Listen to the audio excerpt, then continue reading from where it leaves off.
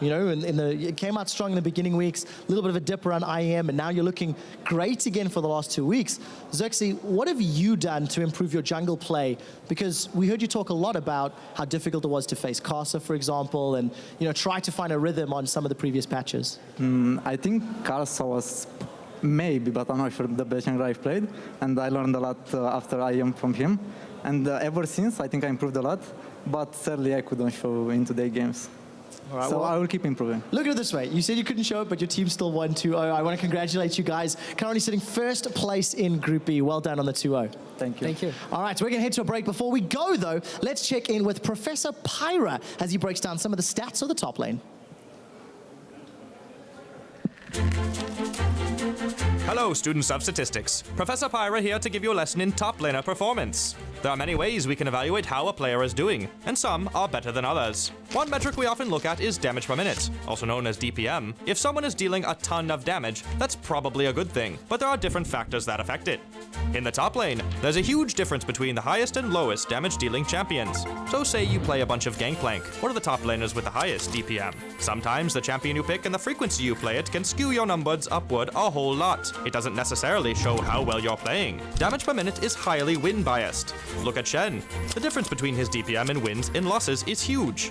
But all is not lost. We can still use it to create a damage rating. Let's look at my champion pool in the last 5 games. We look at my win-loss record and the professional average DPM in wins and losses for those champions. We take the sum of the professional average multiplied by the frequency played and divide it by my total number of games played to get the expected damage output.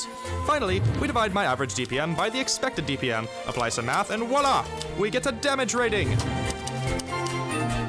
Now that we've tackled damage, let's talk about the effects the jungler can have on the top lane. Maybe your jungler is ganking your lane a bunch, but the enemies isn't exhibiting the same pressure. Does that make you a good top laner, or just good friends with your jungler? One way we can work this out is to look at the jungle proximity difference. This is the amount of time your jungler spends within 2,000 range of you, from 3 to 15 minutes of game time. Essentially, it's a measure of how much he's your buddy. We can also look at how much time the opponent jungler spends with the enemy top laner. So if we look at someone's jungle proximity minus the opponent's jungle proximity, we get the jungle proximity difference. The higher the difference, the better off you are in terms of jungle pressure. We use this as part of our overall weighting to take into account the effect of the jungler in the top laner's performance. But let's talk about a lighter subject: death. Now, we all know dying is bad, but dying when you're caught out alone is even worse. It indicates bad positioning, poor vision, just general bad news all around. So we need to differentiate between a death and an isolated death. Isolated death means dying without any of your teammates around you, 1500 range to be exact. And then we have a whole load of other statistical metrics: kills, assists, deaths, isolated deaths, CSD at 10, CSD at 15, CS per minute, damage rating, jungler proximity difference, kills plus assists at 15, kill participation. I could go on. But not all of these things are as important as the others in determining how well a top laner is doing. But that's a lot of numbers. So we asked some smart people, you might recognize them, about how we should bring it all together. We broke it down like this, and here are the results. As Heimerdinger says, we've applied the formula for success. We'll see you next time on the EULCS. Good luck, and have fun!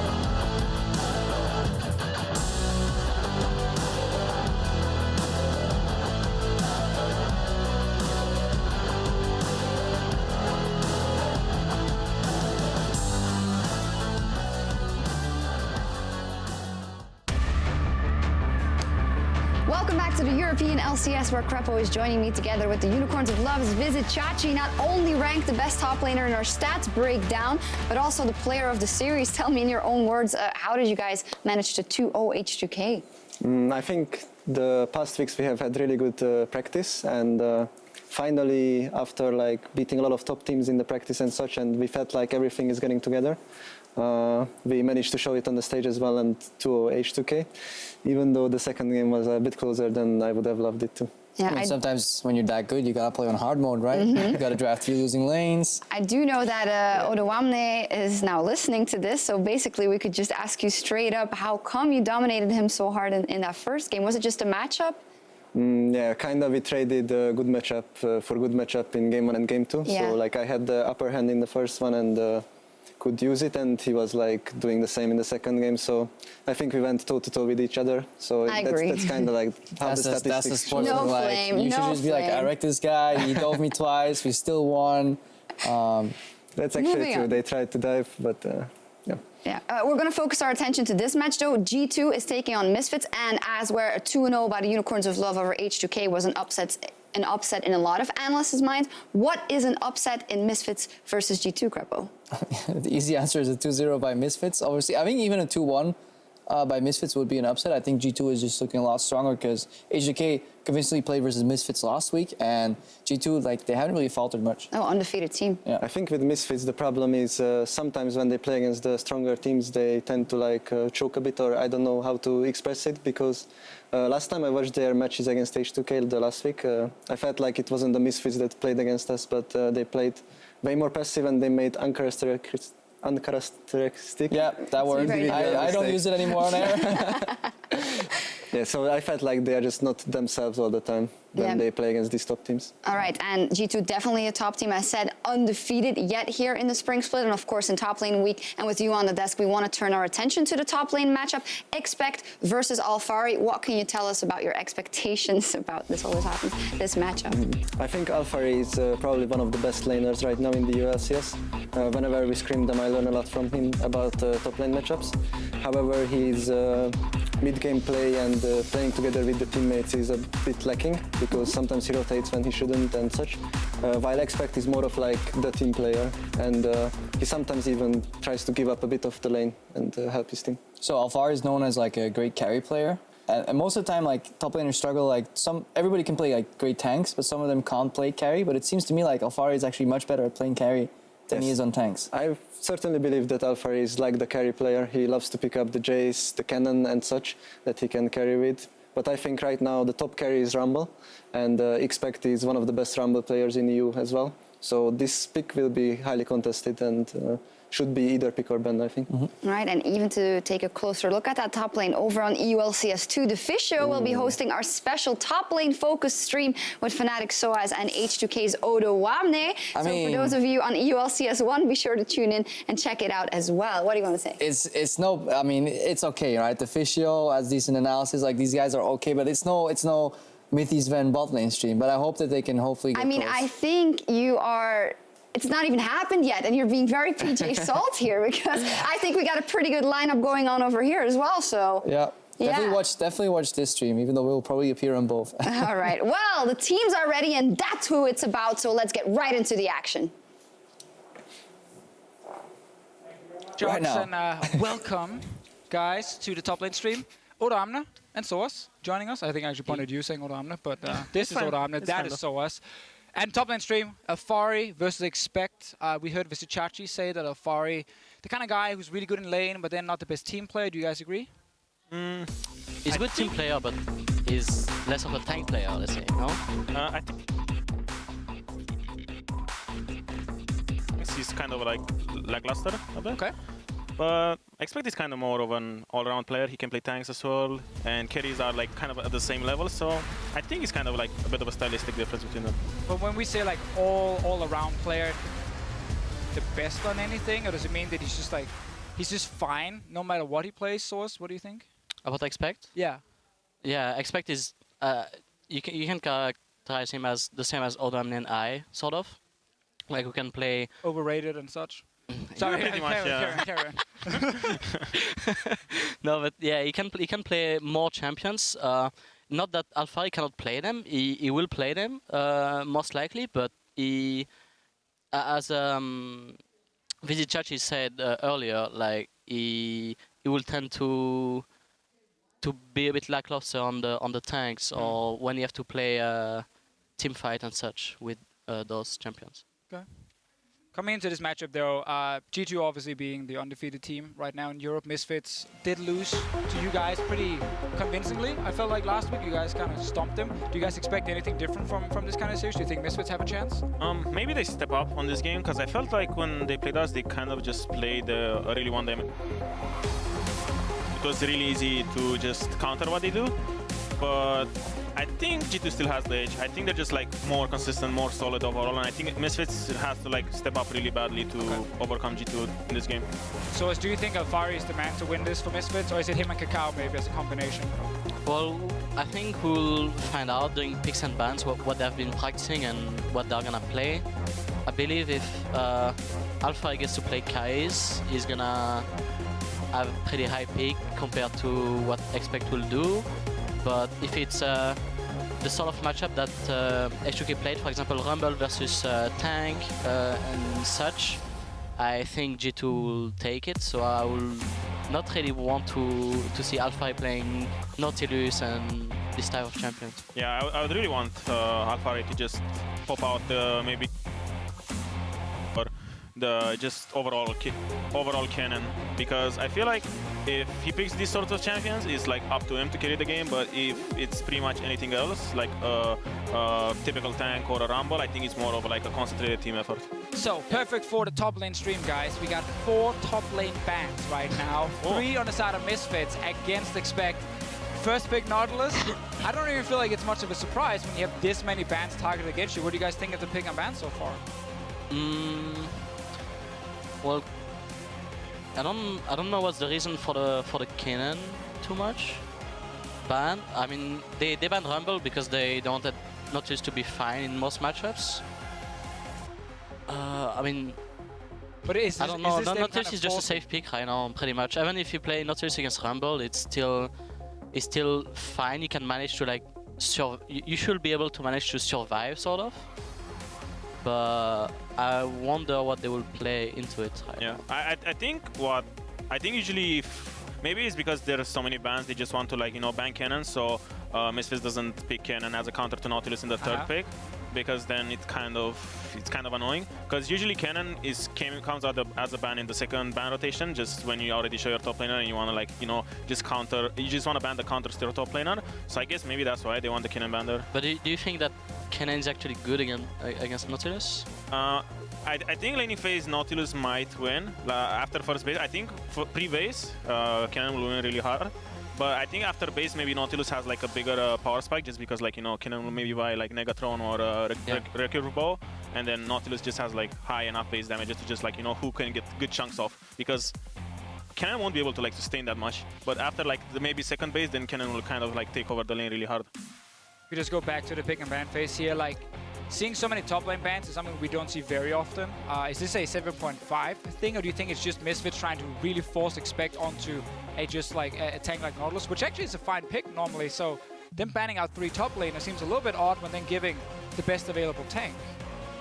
I think Camille ban is like a standard ban for purple side.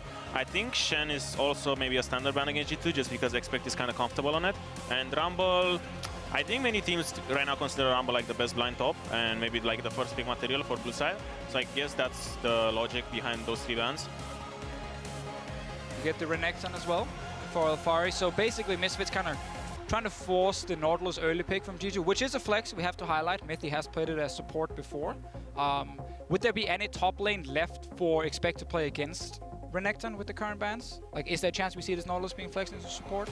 I don't think they will flex it, just because there's so many top lane bans already.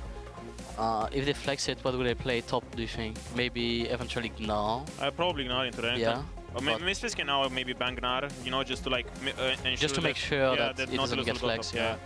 But I think Gnar would be a decent pick, just because like Misfits has. It's pretty good against their comp too. Yeah, like Misfits has Graves and Renekton, so Gnar can just rush Ninja Tabi, and then he kind of gets away with the lane a lot easier. Yep. Definitely also feel like you can play Nautilus support against Thresh down the bottom lane if you are G2. Yeah, Mithy likes to play it into Thresh and Karma, I believe.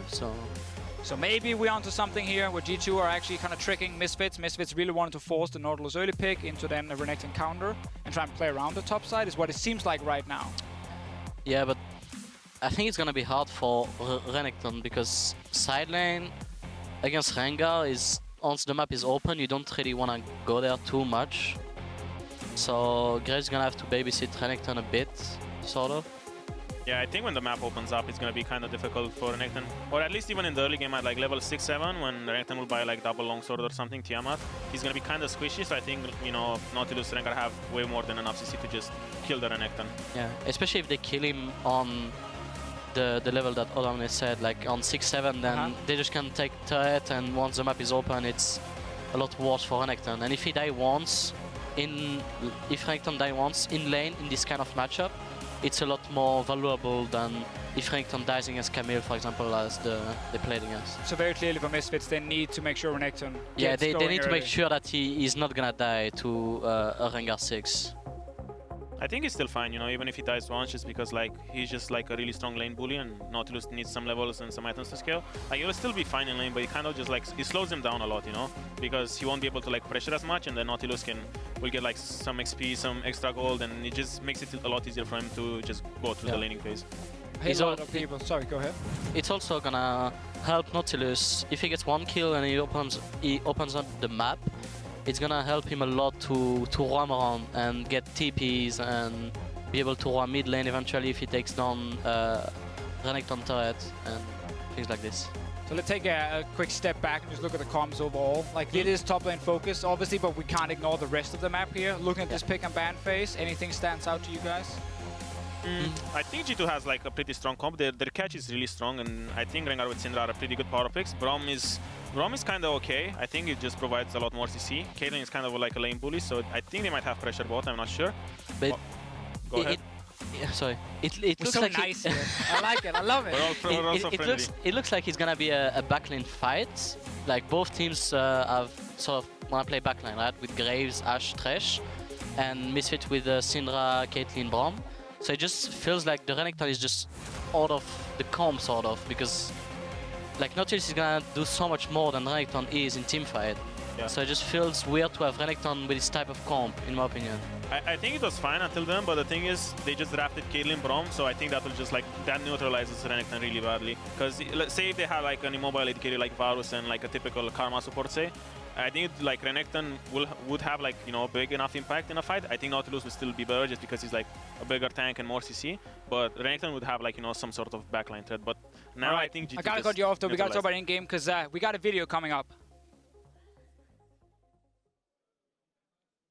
But if he doesn't trade, he loses. And I can root to gank too. Yeah, same bot lane is, if don't fight, we win. Focus on farm and trading less, make sure jungle doesn't have to come bot. It's on somehow. Okay, I want a lot of communication this game about mid-game, okay?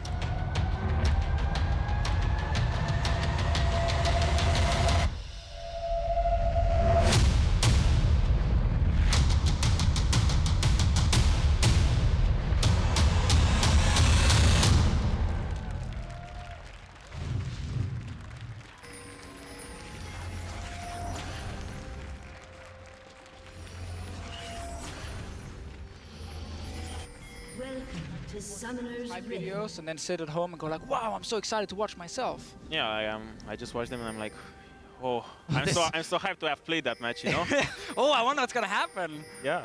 All right, let's see this game here. We talked a lot in the pick and ban phase about like Renekton, Nautilus, how they fit in their different compositions. Early game right now, I think we just have to start with the top laners. In the laning phase itself, the first few levels, are we just expecting like Renekton to have the control and Nautilus trying to survive? Is there anything else that could happen? Well, I don't think too much will happen. Like Renekton is obviously should be able to push Nautilus in, but there shouldn't be really any dive happening just because they have Graves, and Graves is like probably the worst jungler at diving top lane. Because he just shoots the tower. Yeah, exactly. Yeah. You can just run around turret and he can't really dive you, unless Nautilus is obviously really low, and then he can just smoke bomb and maybe get one auto off or something. Yeah, I think maybe like in the early levels, Nautilus can sneak a push off just because if he times his W properly, he can maybe get a push off. But I think with levels, Renekton should just be able to just push and zone and just chunk him really low. Now, something we have seen quite a few times with these Raptor starts is the Renekton getting takes one Raptor. Yeah, he takes one. So why is that? So he gets level 2 on the first wave, and he can possibly get a big chunk on Nautilus. We can see that Nautilus went straight to lane and tried to push out the first wave, so he's gonna have the wave control pretty much now. I actually think this is good for Renekton just because like after this wave, the wave will kind of be stuck in the middle and Renekton will just get level 2 and then he can just like zone. So I think what Nautilus kind of did here is fine in a way, but it's kind of a mistake just because like, you know, he has one Raptor. So he will get level 2, so like we will see on this wave, like Renekton will just play really aggressive. Yeah, and you don't think Expect should have just probably not push the wave as hard, you should have just take control of it. He should just like pull the lane and just let them come to him. Yeah. And then he kind of like neutralizes this level 2, because if the wave will crash into tower on Nautilus tower, then Renekton can't really abuse his level 2, you know? Well, right now it's like he just keeps zoning. And now Renekton has 100 ratio, he kind of like made his lane really bad. Nautilus is probably gonna farm with E for the next like wave as well. Yeah. He can't really touch LCS. Yeah, if he gets close, he'll get chunked really hard. Because I think Renekton might have taken W here. I think it would be a good choice. For you? No, he took E. I think he would have been better to just take W, just because like the wave was like, you know, contested. It wasn't like any slow push going on. So he wouldn't need E to gap close. He would just play really aggressive on the wave. And at this point here, like, you're not looking for any sort of jungle attention, I assume. It's just you play the 1v1 lane, you can see both junglers are just busy farming. Yeah. I think this is fine. Like, this ward here is pretty good because for the next minute or so, he can just play aggressive. And that's also good. I think if he would have wanted to just like ward over the wall and check the plant, he might have been a little better to deep invade, maybe ward on blue or ward on plant and just save himself a ward. Because now he will have like a huge vision drop in 1 minute or so, and he will need to be at least scared of a jungler for like, you know, 2 minutes or so. Obviously, Nautilus gets to just kind of even out the wave and keep it now frozen at his turret, or not frozen, but keep it very slow at least. Yeah, it's gonna be a slow push towards Renekton now. Get some of that CS. So I think it's fine for Nautilus because at least now he has like the next wave as well for free farm, unless Renekton decides to chunk. But he has like minion stacks, so he can play aggressive on this wave. Like Renekton needs to give up pressure because he can trade in minions that much. Are you ever excited when your lane is Nautilus, or do you just kind of accept, okay, this is gonna be a well, not it's so more exciting than laning with phase? Maokai, for example. That's fair. That's true. There's a bit more skill involved. No, but with Nautilus, you know, it's exciting because, like, you know, if you see him walking up and you're like, oh, I can hook him, and then you're like, haha, I hooked him, and then you feel like a bit skilled, you know. But with Maokai, you just throw your little sapling there, and now after the nerf, you just like, you know, you throw it in the air, it lands, it doesn't do anything, and you just wait for it to pop, and then that's the most exciting thing about Maokai. We're 4 minutes into the first game. We've already flamed Maokai. We're glad he's gone for now. Could still do you actually think we can still see some Maokai being picked? I think with like, you know, 6 top bans and maybe like, you know, actually I think into Nautilus you get pressure really hard, but at one point you're just gonna go even once you get some MR. But the early game is still kind of like really rough for Maokai. Yeah, if you play Maokai and Nautilus have like full pressure early on, and you can also run to middle and put a lot of pressure on the map before Maokai can do something. So, expect guys got his first back here just to get away from Maokai because he's not even in this game. Walked all the way back. I think it's really good. I think it's really good. Just because he got like, you know, 2 or 3 wave stacks, and like now he kind of, he maybe lost like 1 or 2 minions in XP, but he got Dorans and Dark Seal. So I think he's really good. Maybe I would have wanted to see maybe just double Dorans instead. But I think this base is also pretty good. Is there any point in this lane where Farik will be able to kind of snowball on his own and actually solo kill the Nautilus? Well, pretty much how the matchup is supposed to be. It's like if Nautilus is pushed out, or if trying to push out, and maybe Alpha thinks that enemy jungler is not there, then he can try to go all in when Nautilus is like in the middle of the lane already. Yeah, this is kind of a bad base. At level 6, Renekton can possibly go for all ins.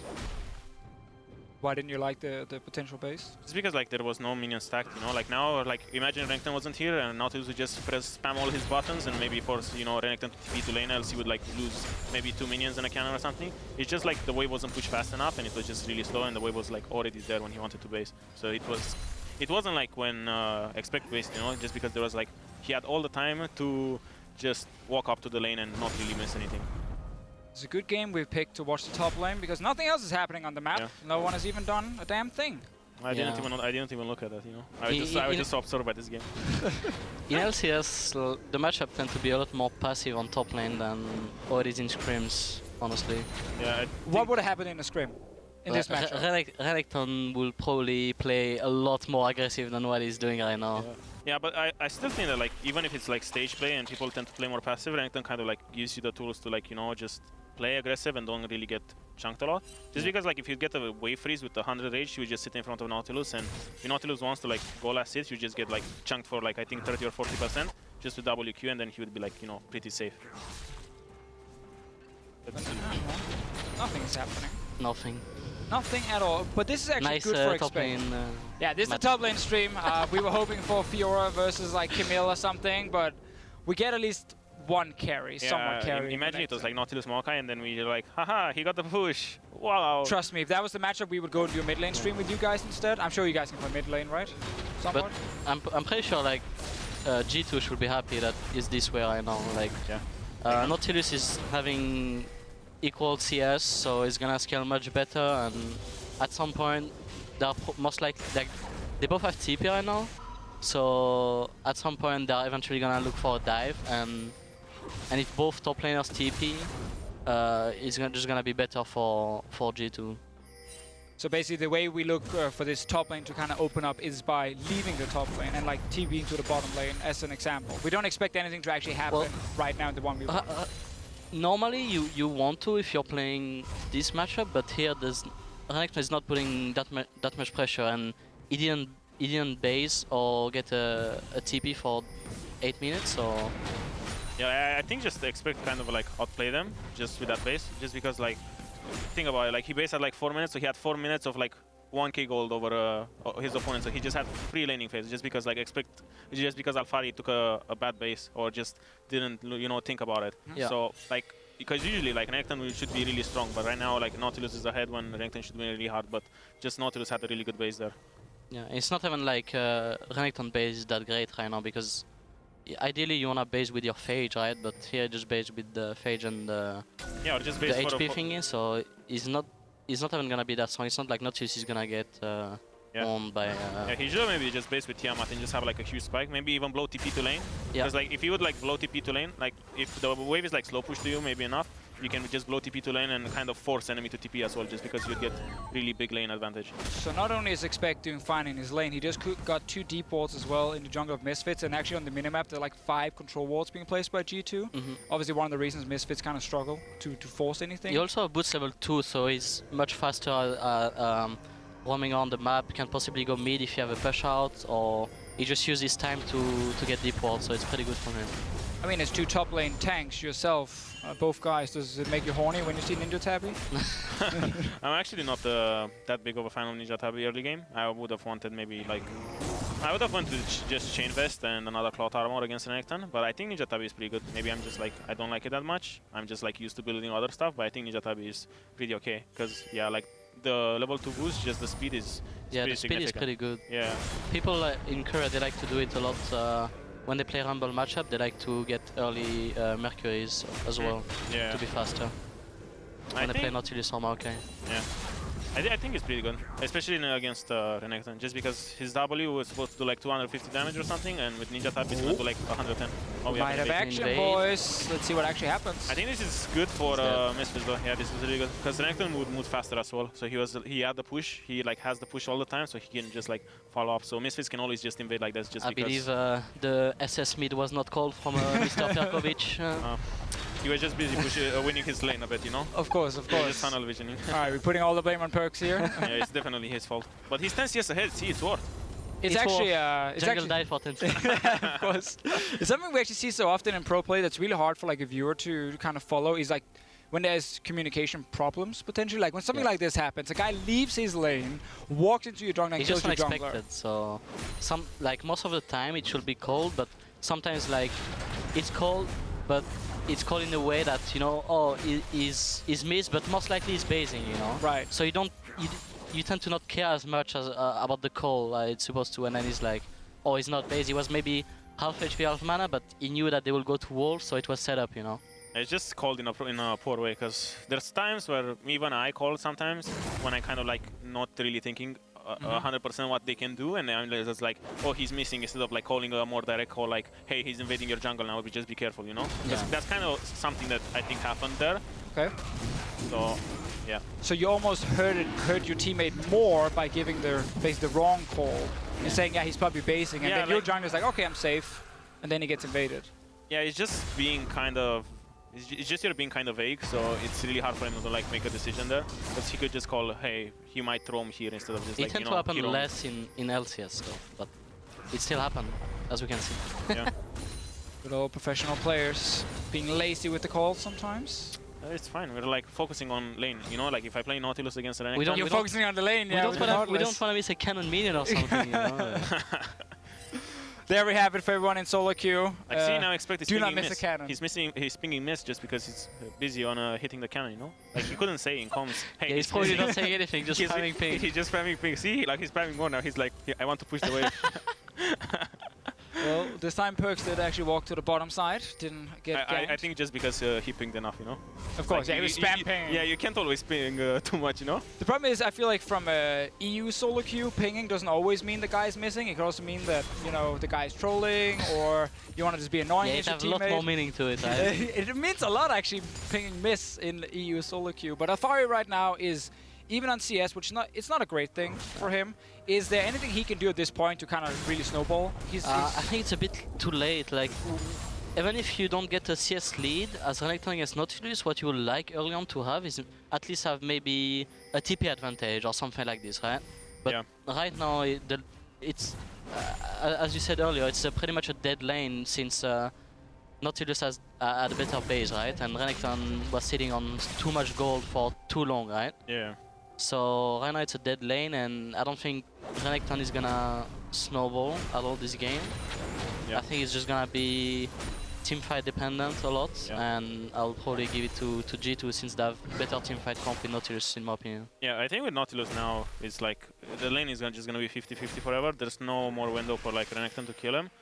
But I think Renekton is still like, you know, a good skirmisher, just because like he's ulti right now and he has like a lot of base damage, so he can just like still make fights. But like Nautilus just has way more CC, and I think if G2 is coordinated, I think G2 has like the upper hand by far. We have seen a few times their Orianna ball on Renekton, double dash in to like set up a good ulti. Could be the way for Alfari to do something. Expect is running to mid lane though. We did see Power of Evil just flash before. Perks did the same. I think it's really good just because like G2 made a lane swap, so he kind of had like, you know, close enough. So he kind of had like free time, you know, because like look at the bot wave. I think it's kind of maybe, I'm not sure, might be pushing towards Misfits, but like right now you have a lot of spare time. Oh, he's pushing towards G2, so this is perfect. G2, yeah. Like he doesn't need to be bot right now. He just needs to like catch that wave when it goes to tower. So like see now he's roaming back to the bot to catch the lane, and for like the whole minute before he just had like pressure just because he wasn't needed on the bot lane. You know, he just had free roaming power. Now for everyone watching, obviously we have been focusing a lot on the top lane in itself. We will start looking at more things once we get out of this laning phase here, like we see here with some of the trading top lane. Overall, if you look at the game itself, it's looking pretty bad for Misfits. They're not being able to go you know, really toe-to-toe early game, and they've been losing first tower, they lost Infernal Drake, and this has been like the best trade for Alfari all game, and he didn't even do anything. Well, yeah, you cannot even do so much right now because, I mean, you have much better items, but if it's a long lane and Nautilus is a bit more pushed out, maybe you can look for all in, but it should be risky for him because you don't have a turret to hug, and now that it's long Rengar can possibly be there. Most likely Rengar is top side, and we see him right now. But yeah, like the only way Renekton can win this lane, like even now in the long lane, is just like he needs to, Expect decides to just do like his usual WE, like auto back, try to trade back. Renekton just needs to pop his ulti and chase him down the lane. That's his only win condition right now. Just because those trades without like ulti are just like irrelevant kind of. And we see a lot of roams now. They kind of trade time to roam. First it was expect, now it's Alfari, now it's expect again. Is this just a very standard in the mid game as a top laner when you can't just win your side lane? You can go. Okay, I'm so glad you both want to jump in. It's not really about winning the side lane, it's just because like if Renekton wants to roam, then Nautilus will be other way first, so then Renekton will be late to the lane, and then Nautilus can roam, and then it's like you just trade the windows of like 30 seconds where each other can roam, you know? Yeah. But Before it was because both tier 1s was up on top lane. Right now the map is open on bot. I mean there's one turret gone, so expect to have a much easier time of roaming on the map. Because the lane is long, right? You can just set up a slow push and then move to middle as it did earlier. It just missed one wave, but they got mid turret for it, right? So yeah, but it's like the downside to this matchup is like Renekton cannot keep Nautilus in lane anymore, you know? Like if Renekton would be like strong enough, he could like just keep Nautilus in lane. He could just like chase him down, you know, and just keep him in lane and force him to trade back with you. But now like Nautilus is just gonna press WE, clear the wave in front of him, and just like roam to mid lane or something. Right, so we're waiting for. Expect to catch the wave, leave again. We're this waiting time for the Alfaro can kills. move though. Yeah, waiting for the kills because Source has promised us he will also try and play-by-play team fight. Might not be the first game, could be the second game, but it will happen at some point. We can. You guys both allowed to take turns. We don't have to. Obviously, we can just kind of talk over what's happening. We can dual cast it. Oh, to be insane. Triple color. You guys are actually dual casting. I'm the host here. Oh, okay. It's all about you guys and about Alfaro and Misfits. We need your help also, like, you know, we're new to this. I'll try. You're like, since you're like, you know, player career wasn't so bright, you're like casting career is like amazing, so we kind of like trade turns now, you know? That's fair. Okay, I'll take that one. I can't say much against you guys. Sadly. Did you actually realize when Soas was a professional in Season 1, you weren't even close to being challenged or anything? Was Soas like, was he your senpai, was he your daddy or something? Actually, I wasn't even like playing ranked. Actually, I will tell you a story. In Season 1, I had only one ranked game, and you have only one guess to guess. What champion did I play? You played Ramus? This guy got it.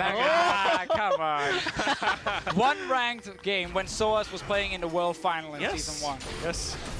Like I played Maokai, like the old Maokai, you know, where you press ulti for damage and like in front of like everyone, where you just have to like place it on the ground. Was it AP Maokai? I think it might have been tank already, so I don't really know. Damn. But I think it had like raw and stuff. But back then I didn't really play solo queue. I was just like that normal player. I was like playing without runes and masteries because I was like, hey, I'm good enough to like, you know, I don't need this to like beat other people. So I was just like this kind of like cocky kid. They're gonna get herald for the Rengar. It's gonna be way too strong now. What do you guys think of Rift Tail buff as top laners? About what, sorry? What do you think about the buff from the Well, Rift it depends Tail? about the matchup, obviously. Like if you get Rift on Camille or Renekton, if he's ahead, like in this matchup, if Renekton gets herald, it doesn't do much, right?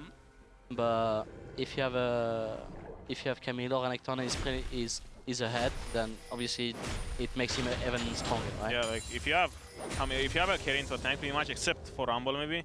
Even on Rumble it's pretty fine if you ever play against tanks, where you just don't proc it that much. I think it's really good. It just makes the tank side really hard. And if you have like, say, matchups like this, even tank versus tank kind of makes it good if you have like tools to like engage. Like, for example, if you have Nautilus or Maokai, it's kind of good, just because you win side lane a lot more. So if you have a carry top, is it ever worth it to put priority on getting the Rift Tail? Or is it always, well, we're winning anyway, we have control?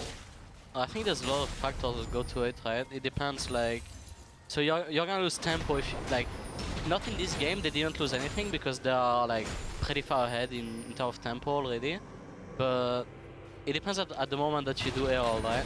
Because if you lose a lot of tempo to it, and you might lose your full vision and they will get deep wards and they might take a turret for it, then it's not worth it, right? Yeah, it's not really worth it. You should only take it if it's a free herald, pretty much. Okay. If your team has like the time where you have like already the vision set up and you know, like say you took all the others and then you took Drake and there's like nothing to do on the map and you like, you know, invaded or took their jungle camps, you can just go and take Herald. Kind of the problem about the buff, it's lowest on the list. Like when you check everything off, like have you taken tower, have you gotten vision, have you pushed lanes, then like down in the bottom, you got it right, right down there in the end. Just doesn't give you enough. It gives you like what, 50 gold per person, everyone buys a potion. Wow, you won the game. We don't want to see potions at that point, we don't want to see control wards, obviously. As Oramna, you're the team player, that's what you're known for as a top laner. So what are you known for actually right now? It used to be the great escapes, the flashy plays, the 6 top lane. The 6, the crazy picks. What are you known for right now? I don't know, I'm just, I'm a washed up top laner. I'm being known for being washed up. Hey man, at least maybe you can become like a great caster like the future kid, you know? It's kind of how it goes, you know? Become a pro, get washed up real quickly, and then boom. He had an accent like you. He had like that pretty Danish accent, and you have your French accent, and look at how good he is now.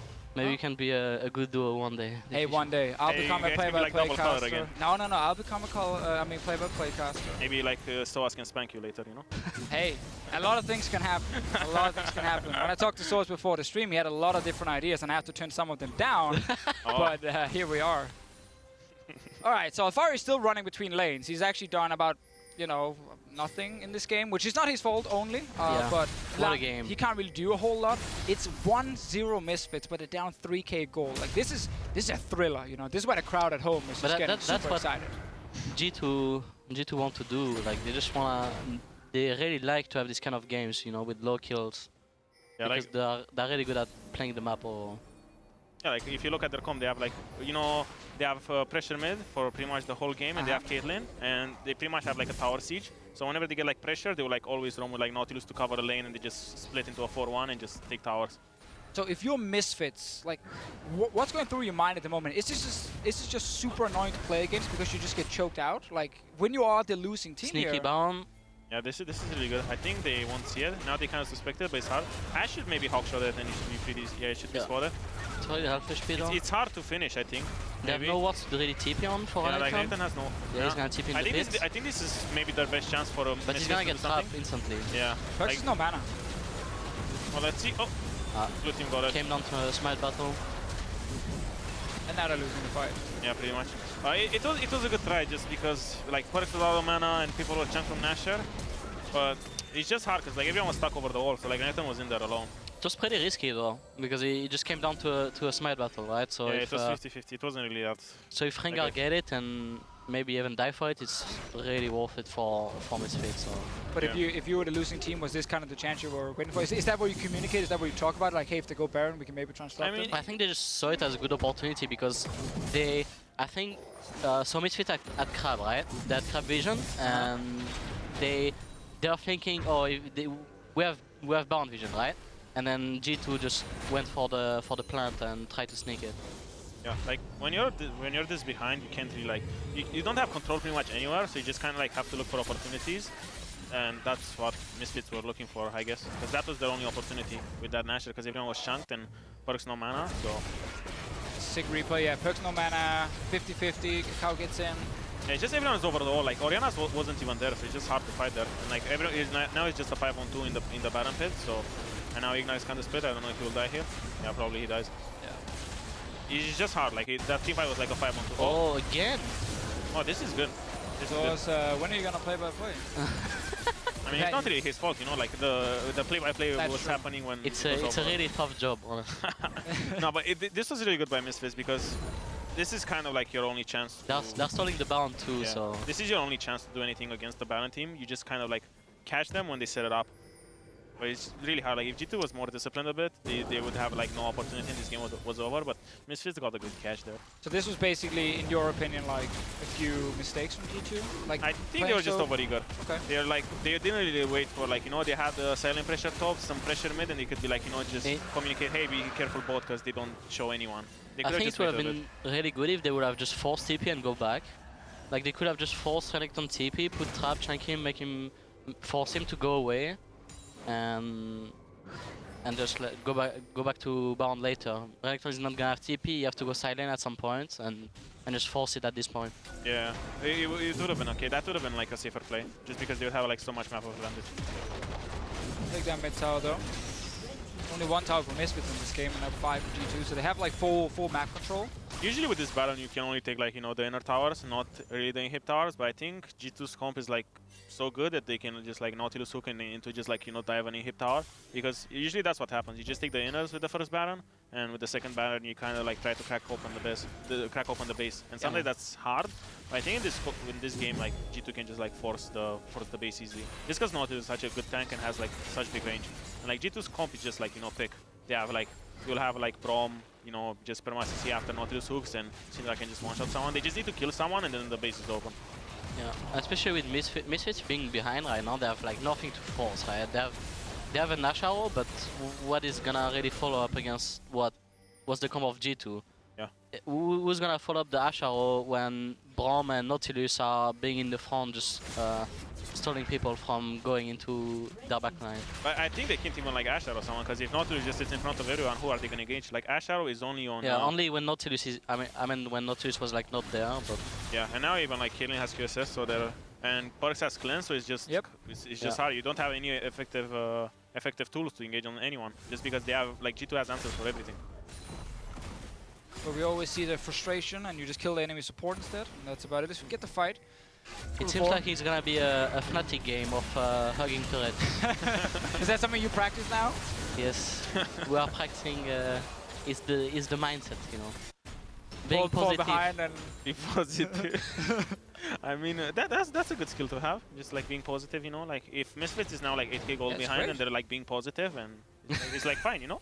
Maybe they can get one team fight, but I think they don't have the late game.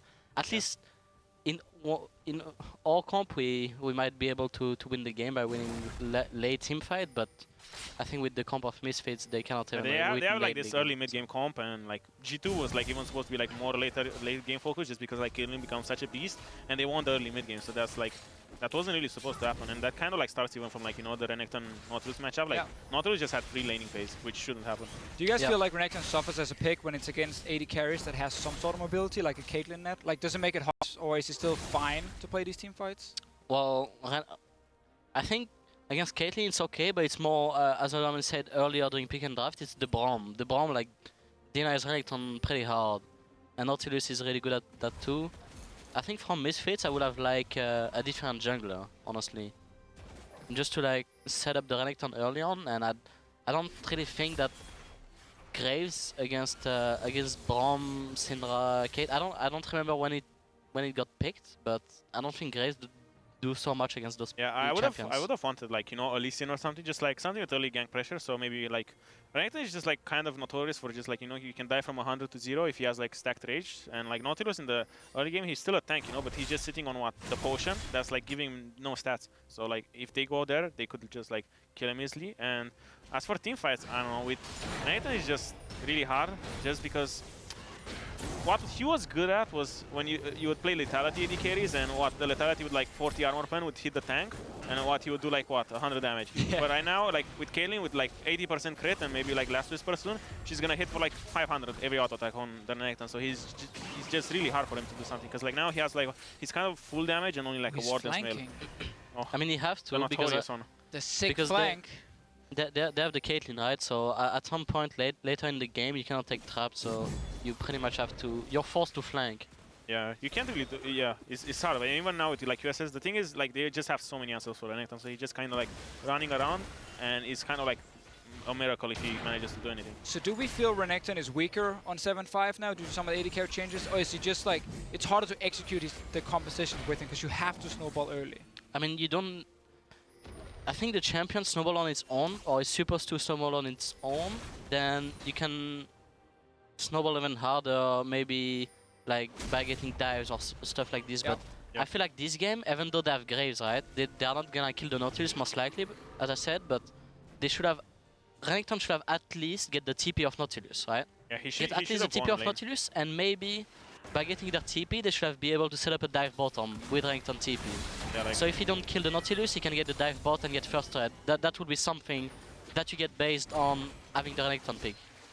Yeah, I agree. Like, for example, even in our game against you all, you know, like we had Camille into Renekton. It's like kind of carry versus carry, and just like Vijachi just played like really well on the Renekton, so he just kind of like punished Camille's weak early game, and it's kind of like the same situation here, you know, like Nautilus has a weak early game, and like Renekton should have been able to punish it just 1v1, just because like that champion is so strong. Oh, once am I getting one shot? Yeah. Oh, it's going well though. Like Nautilus in the front of everyone. Like look, everyone's focusing Nautilus and nothing's happening while Renekton is heading away, but they can't seek E from Perkovic. Oh my god, and that ultimate, just one shot for Yana, so much skill. Quadra kill. I mean, it was a good flash from Perks coming in. I believe they're gonna end the game, no? Yeah, this I think, what's the time? 40 seconds? I think it's over here. Or at least they're gonna get so much of the base that Misfits. That was like such a classic G2 game, you know, slow game and then one team fight and the game is over, you know. It was 0-1 for like the first 20 minutes when G2 had a 3-4k gold advantage and then took the Baron. Yeah, only like 2 kills on bot, and besides it was just pretty much the bounce, right? Yeah. It's just like they got outscaled really hard. It's a lot easier for G2 to control the map, you know? You just like have Nautilus walk into everyone, and if you hit him what? He's gonna press W, and he's just not gonna get chunked at all. And like with Renekton, if he walks in somewhere, especially with this build, he's just gonna get blown away. I will just like, I would like Misfits to have the same like early jungler like Lee Sin and having the Syndra instead of the Orianna, so they can set up more and do more things early on. Yeah, I think their combo is kind of like a weird mix. Just like, yeah, if they would have had like, you know, early pick Syndra and just take like Syndra and Renekton, even like Syndra and Renekton with Graves would be like fine, you know, just because you have like power pick mid, power pick mid, power pick top, and like decent jungler.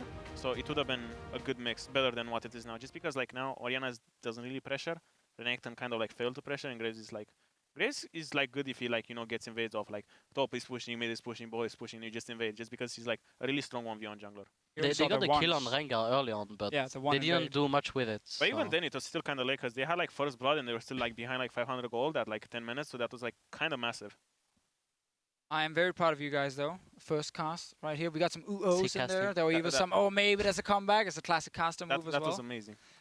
It was not the most exciting game when it comes to action, and also the top lane matchup due to Renekton, obviously. I think the matchup is supposed to be more explosive, but Alphari, I don't know if he wanted to play defense due to expect pushing the first wave, but he just played the lane really passive.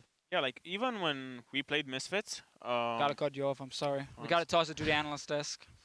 Next time. Thank you very much, guys, respectively, on each stream, as we are still here with Vizicachi and Crapo to break down that game. And we want to start with picks and bans from a top laner perspective. What do you think the goal was here from both teams, and who outdrafted who? I think panning out the Rumble and early picking the Nautilus was a really good choice by G2, because they forced Misfits to go double AD, so like the Renekton and the Graves are like double AD, can't really pressure the top lane, which is kind of their style, you know. That why can't they pressure the top lane if I'm like a new top laner? Yeah, because the double AD enables the Nautilus to go full armor, so when he has Ninja Tabi, Sunfire, or like components of Sunfire already, he's probably not going to be pressured by the Renekton, cannot get pushed in, and therefore even if Power of Evil tries to roam, he cannot really execute anything. Can you still dive that Nautilus like level 4, you think? Is that like the only window, or is it just not possible if he plays well? I think there is a window if the Renekton can chunk him out, but that's hard because... if the Nautilus is Vizicachi, it's not going to happen? Well, to me it always happens that I get low, but other than that, if he stays a bit more healthy, can recall with his shield and TP back, I don't think he should have any problems after. Yeah, during the game you were talking about, or even just now, Power of Evil roaming. Is that something you see Misfits do very often, like the 3-man roam top? Yes, I think this is a traditional Misfit style, that Power of Evil pushes the lane and they try to help out Alphari, abandoning their bot lane a bit and giving up some mid pressure and trying to snowball the top side, but that's something I personally don't agree with, because I think the current meta is kind of like bot lane centric. So I don't really like this play, because let's say the Nautilus gets the wave, they kill him, and enemy team meanwhile pressures them bot lane and they lose a turret or something. It's still not worth it, because the enemy team is just ahead. Yeah, definitely agree with Chachi here. It's something Misfits do very often. Yeah, and also I just wanted to say the first blood, it shows that as well, because that is where they get their kill. It's the control in the river that doesn't fall over the top lane here. But again, because this guy has like Ninja Tabis really early on, it's hard. What we do want to praise here is just how decisive they play this gank on. So like they clear the vision first, and then they're going to invade Trick in a little bit. And I just want to like, that Orianna ulti, how quick it comes out, I think was actually fantastic to see. Because they find Trick on his camp, and Trick has kind of no clue, and they don't know where he is exactly. So they split up here, the Misfits, and just see how quick like this play comes to be. Like they find Trick, ball on Kakao, instant punish, Trick flashes way too late. I think this was a really good invade. That was a great play indeed, but I think Trick just disrespected a bit the Orianna pressure, because Orianna was still missing from mid lane, and that's where you kind of need to play a bit more passive or careful. So he could like pull the wolves towards the lane or something, and then he's more safe. So even with that first blood, we see that G2 never really gives up any control. They even gain control. Vizicachi, why is it that G2 is so good at keeping a good eye on the map and keeping in control even when they are 1 kill down, which is, in their eyes, nothing? I guess it's probably due to their superior vision control. As we could see, they always had deep vision in the enemy jungle. Like at one point they had 5 control wards. Yeah. It was stupid. It was actually insane. I think G2's vision control is top notch in EU, and that's something everyone can like learn from. I think another good tidbit is in the mid game when so many teams like they're so used to putting their AD carry mid and then having the forcing like their mid laner to pick up side lanes like a Syndra. Like very often for G2, it's actually Sven playing on side lanes and they do it so well. Like Sven only goes there when his mid lane is safe and then he knows they're not getting outnumbered. Then he pulls back groups with mid and then puts side lane pressure. So like they rotate the 4-1s in different lanes. But like this guy is so good at fast pushing side lanes without getting caught. And sometimes it looks easy for us, but I think you as a pro player can also test how hard it is to manage your side waves. Yeah, and also when they do this, they actually expose the enemy team to push mid lane first. But even by not showing on the map, Trick puts a lot of pressure on the map. Like he was farming golems in this instance, for example. And enemy team still needs to respect his presence because if he's around mid, they cannot push. Yeah, we were attacking a gold and we're like, okay, they need deep vision right now in red side to set up Baron. And then we looked at what they were actually doing and it's like Trick was farming every single camp on the map. And then eventually after getting a large gold lead, they went for this cheeky play. Fizjachi, talk to me as an experienced 50-50er with the best jungle stealer in Xerxes on your team. Good play, bad play, what's going on here? Right now, I thought it's a good play because it's unspotted, but right now the Ashe comes and I think they should instantly leave the Nashor because they are half HP or less, and if Renekton TPs in, Misfits should take this fight and win it. However, they go for steal the Nashor, Kakao jumps in, gets insta-popped. Perks has insane movement. Yeah, G2 played this pretty much perfect after, but I still felt like it was a risky call and it wouldn't work against maybe some other top teams. Would it work versus the Unicorns of Love is the question. No. No, clearly not. So after game one, G2 absolutely dominating Misfits. They were practically invisible. So what do we see happening here going into game two? What should the Misfits do? I think they should get more aggressive topside, like carry pick for Alphari, try to deny expect from comfort champions, because I think that's the Misfit style that they need to like push a bit harder because they practice this the whole split, I felt like. So it's definitely a route they should take and try to take out expect of the game. Do you think that's possible in 7.5 when you no longer have kind of the forced Camille, like the Camille Rengar LeBlanc bans, you know, and you can actually just target a single player? Can they simply not just outman Alphari, or are there enough carry picks out there? Like, can you still play Fiora, for example? I think he most likely looks for picks like Rumble, Cannon. So if one of them gets open, he should pick it up and try to pressure. Also, taking away Nautilus could be an option, and he can still go Renekton, I think. Renekton is a good pressure jungler, or pressure top laner. And if they can get an Elise or something, like AP pressure jungler, then they could snowball the Renekton as well. Realistically, do we see the Misfits coming back? Who's judging? I think G2 will take game 2 anyways. All right, well, we'll see what happens. We're going to take a break as the players get ready for game 2 between Misfits and G2. But before we go, make sure you head over to eu.llcesports.com where you can see how, for Misfits' Hans Sama, art imitates league and league imitates life. That's beautiful. When you draw so good, you're so satisfied, you just want to draw another drawing. This is what I do. And there's a point where you fail, you play so bad, you draw so bad, but keep going, just keep going. My name is Steven Leaf. I am the artist known as Hans Sama.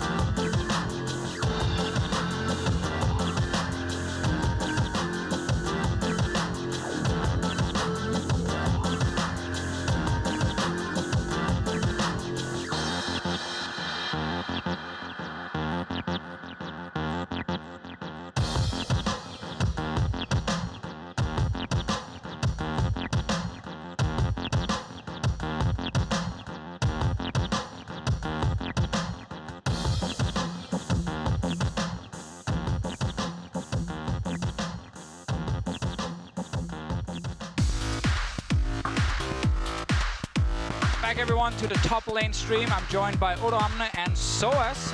First game we had a very exciting Nautilus Renekton matchup where really exciting. No one decided to hit each other for like 20 minutes, and then we Especially Renekton. Yeah, Renekton didn't They're really just do team anything. players, you know, they just wait for team fights. Exactly, they wait like you guys, you know, proper team Yes. players right here. Especially me. Especially you. You are the team player. Yeah. You actually once told me you're really good in team fights, but you didn't feel like your laning was that good. Is that still true? Yeah.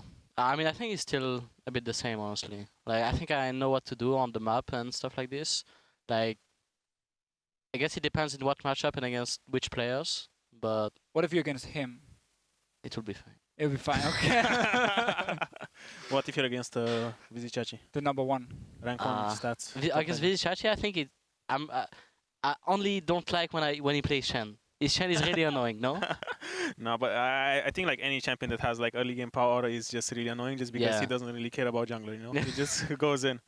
Yes. Worked in the last series we saw where a certain top lane, I'm not saying any names, he might be on the stream in the middle. On, okay, it was me. It was Odoamne. I played Camille into Renekton and I got spanked really hard. He got Okay, the thing is when I play Camille into Renekton, every time I go even in CS and then I'm like, you know, oh, this matchup is fine, you know, and then I just play against Vizichachi and he play like Renekton really well, and then he's like, this is how the matchup was supposed to go, you know, like I wasn't supposed to like go even and stuff. I made some misplays in lane as well, and maybe the 3v3 stop and 2v2 stop didn't really go that well. Maybe we could have played them better, but overall that's like how the matchup is supposed to go. Just really Renekton favored. Like Camille isn't supposed to just manage to go even. So why did you first pick it? Because like as I said, like all my games against Camille against Renekton, they went like fine, you know. I was like losing lane, but I was like even, and then at level 6 or like you can like sneak a gank when the jungler is not there, and then you just like outscale him, you know. Like once you get Triforce and Titanic Hydra, it's pretty easy for Camille, but I didn't manage to get to that point just because like he played lane well. Do you think you should have go something else, level 1 and Dawn Blade? I was thinking maybe a Clove Armor. I don't just think... Just to go level 2 boots early because you're playing against Rengar. I think maybe, but with Camille you win like the level 1-2, and then if you like push the wave in, then it's gonna slow push to you, and then you kind of like avoid his trades. And then you can push the wave into Renekton? Yeah, like at level 1 and 2 you can, just because like at level 2 maybe he'll get like W or E, and at level 1 you're like W is better, you know, and you just like you can just walk up to his face, out to him, and proc your passive, and then you kind of like get the push, you know. Yeah, you're talking if like both top laners are on the wave from level 1. Yeah. And you will just win. Yeah. Yeah, and then and then you just kind of base like 750 gold, like that's what I try to do, and just do Doran's Blade and Cloth Armor, and then it's still kind of hard, but then you have like double sustain from Doran's and Cloth Armor, and maybe like some pots. Alright. G2 going for the top lane Barons this game? Yeah, so this time around, last time we had Misfits. I'm not sure why I said this time around, but last time we had Misfits on red side with Camille, Shen, Rumble bans, and then the first pick Nautilus. G2 with the Rumble, Camille. Are we gonna see a Shen ban? Not really. I think Nautilus can match Shen, like make it 50-50. Shen might have like more global pressure, but Nautilus has better team fight. We see ban from Shen from Misfits. I guess it's like, as I said in first game, I think it's just a comfort pick for Expect, and maybe just like they just play well with it, and just Misfits doesn't want to play against it. So if you're Misfits, do you want to go for Renekton versus Nautilus again after the first game where nothing happened? Maybe he's gonna realize that he have to play more aggressive, and maybe they're gonna look for different jungler, different mid, and try to play more aggro. We'll see. Either they do this, either they are gonna look for the Nautilus, I guess, for themselves. I think they could first pick Nautilus here, but I think if G2 picks Renekton and Expect plays aggressive, then we will like see how like the matchup is supposed to go, you know. Like now, like if he does Renekton here and plays aggressive, we will have like a more exciting matchup, just because like Renekton needs to punish. Yeah, Expect really like to play Renekton too. He was one of the first one that played it in scrims in Europe. It was like 3 weeks ago or something. Could we see a Juggernaut comp? I think we can. I think it's not really that needed, but I think if, like, say G2 has Juggernaut now, right? If Misfits has like a good lane, like I say Ashe Thresh or Kaelin something, they have like a huge early game lead, because like Kog'Maw is like fine, but then after first base and when bot lane starts getting level 6, he's just really weak. So I think Misfits, if they play against Juggernaut, they need like a lot of early game. They need to get a big early game lead just from the bot lane. get the Zyra this time. Obviously very strong lane still, but not as good as before. I hear a lot of mixed opinions about Zyra support as well right now. Some people don't like to play her at all after the plans change. Preferences, really, depending of teams. Yeah, I think so as well. It's just, it's not that strong of a blind pick anymore like it was before. You just blind pick Zyra, it was the strongest support in the game. I think maybe now it's just more about counter picks and stuff and just like level of comfort. Yeah, just with the plans, they just don't target you anymore. It was a pretty big nerf actually. The fact that you now had to obviously have no minions around, so the plants would go straight to the champion. It's just not that big of a zoning tool anymore. Are we gonna get Renekton here?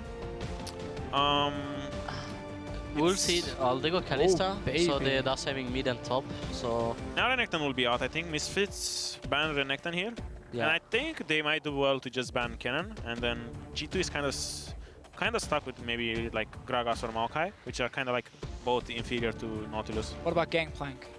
I think Gangplank with Nautilus is really risky, I think. Yeah, I think like we saw it's the riskiest out of all the tanks. Yeah, like we saw it at the IEM. G2 played against Flash Wolves and they had Gangplank into Nautilus. Or sorry, not G2. There's a Unicorns who had it. EUL had against Flash Wolves and they just got like stomped really hard. Just because like Nautilus has gap close on you. Like the thing that makes Gangplank strong into tanks is just like Shen is kind of risky to go in just because like if you miss your taunt you get barreled, or if you want to walk up close you get barreled. But like with Nautilus just press W, tank the barrel, press C, push the wave, and then if Gangplank oversteps you just Q him and chunk him really hard. So just like Nautilus has way more tools to punish Gangplank than all the other tanks pretty much. Alright, so we are still waiting for obviously the top lane pick. We got the Renekton ban you guys mentioned. Kennen is still available, was banned in the last game. I'm not sure if Xpec wants to play Kennen though, if he's like a big Kennen player. And we're getting some spicy picks. Kalista is back. Sven has been whining about Kalista being weak for a year now, and they've been practicing it a bit. Yeah, we'll see how it goes, because I think if Kalista is like played well, I think she's still really strong, just because she's so... But the thing I don't like is like you pick Kalista into Nautilus, and at one point you're just gonna get knocked up, hooked, and then slowed, and then you just like you kind of like crawl on the floor just because you can't jump anymore. What would we play there if you're G2? I think I would like to see a Gnar into Nautilus. Yeah, I think it's fine lane. It's not bad. Yeah, it's not great, it's not bad. It's just like you kind of have a really hardcore tank on the Misfit side, and with Gnar you kind of have like this weird non-damage dealer, non-tank thing. So it's just like he's a weird mix, a weird You would hybrid. have silent pressure, and Lulu sort of like makes him a bit more tanky and have.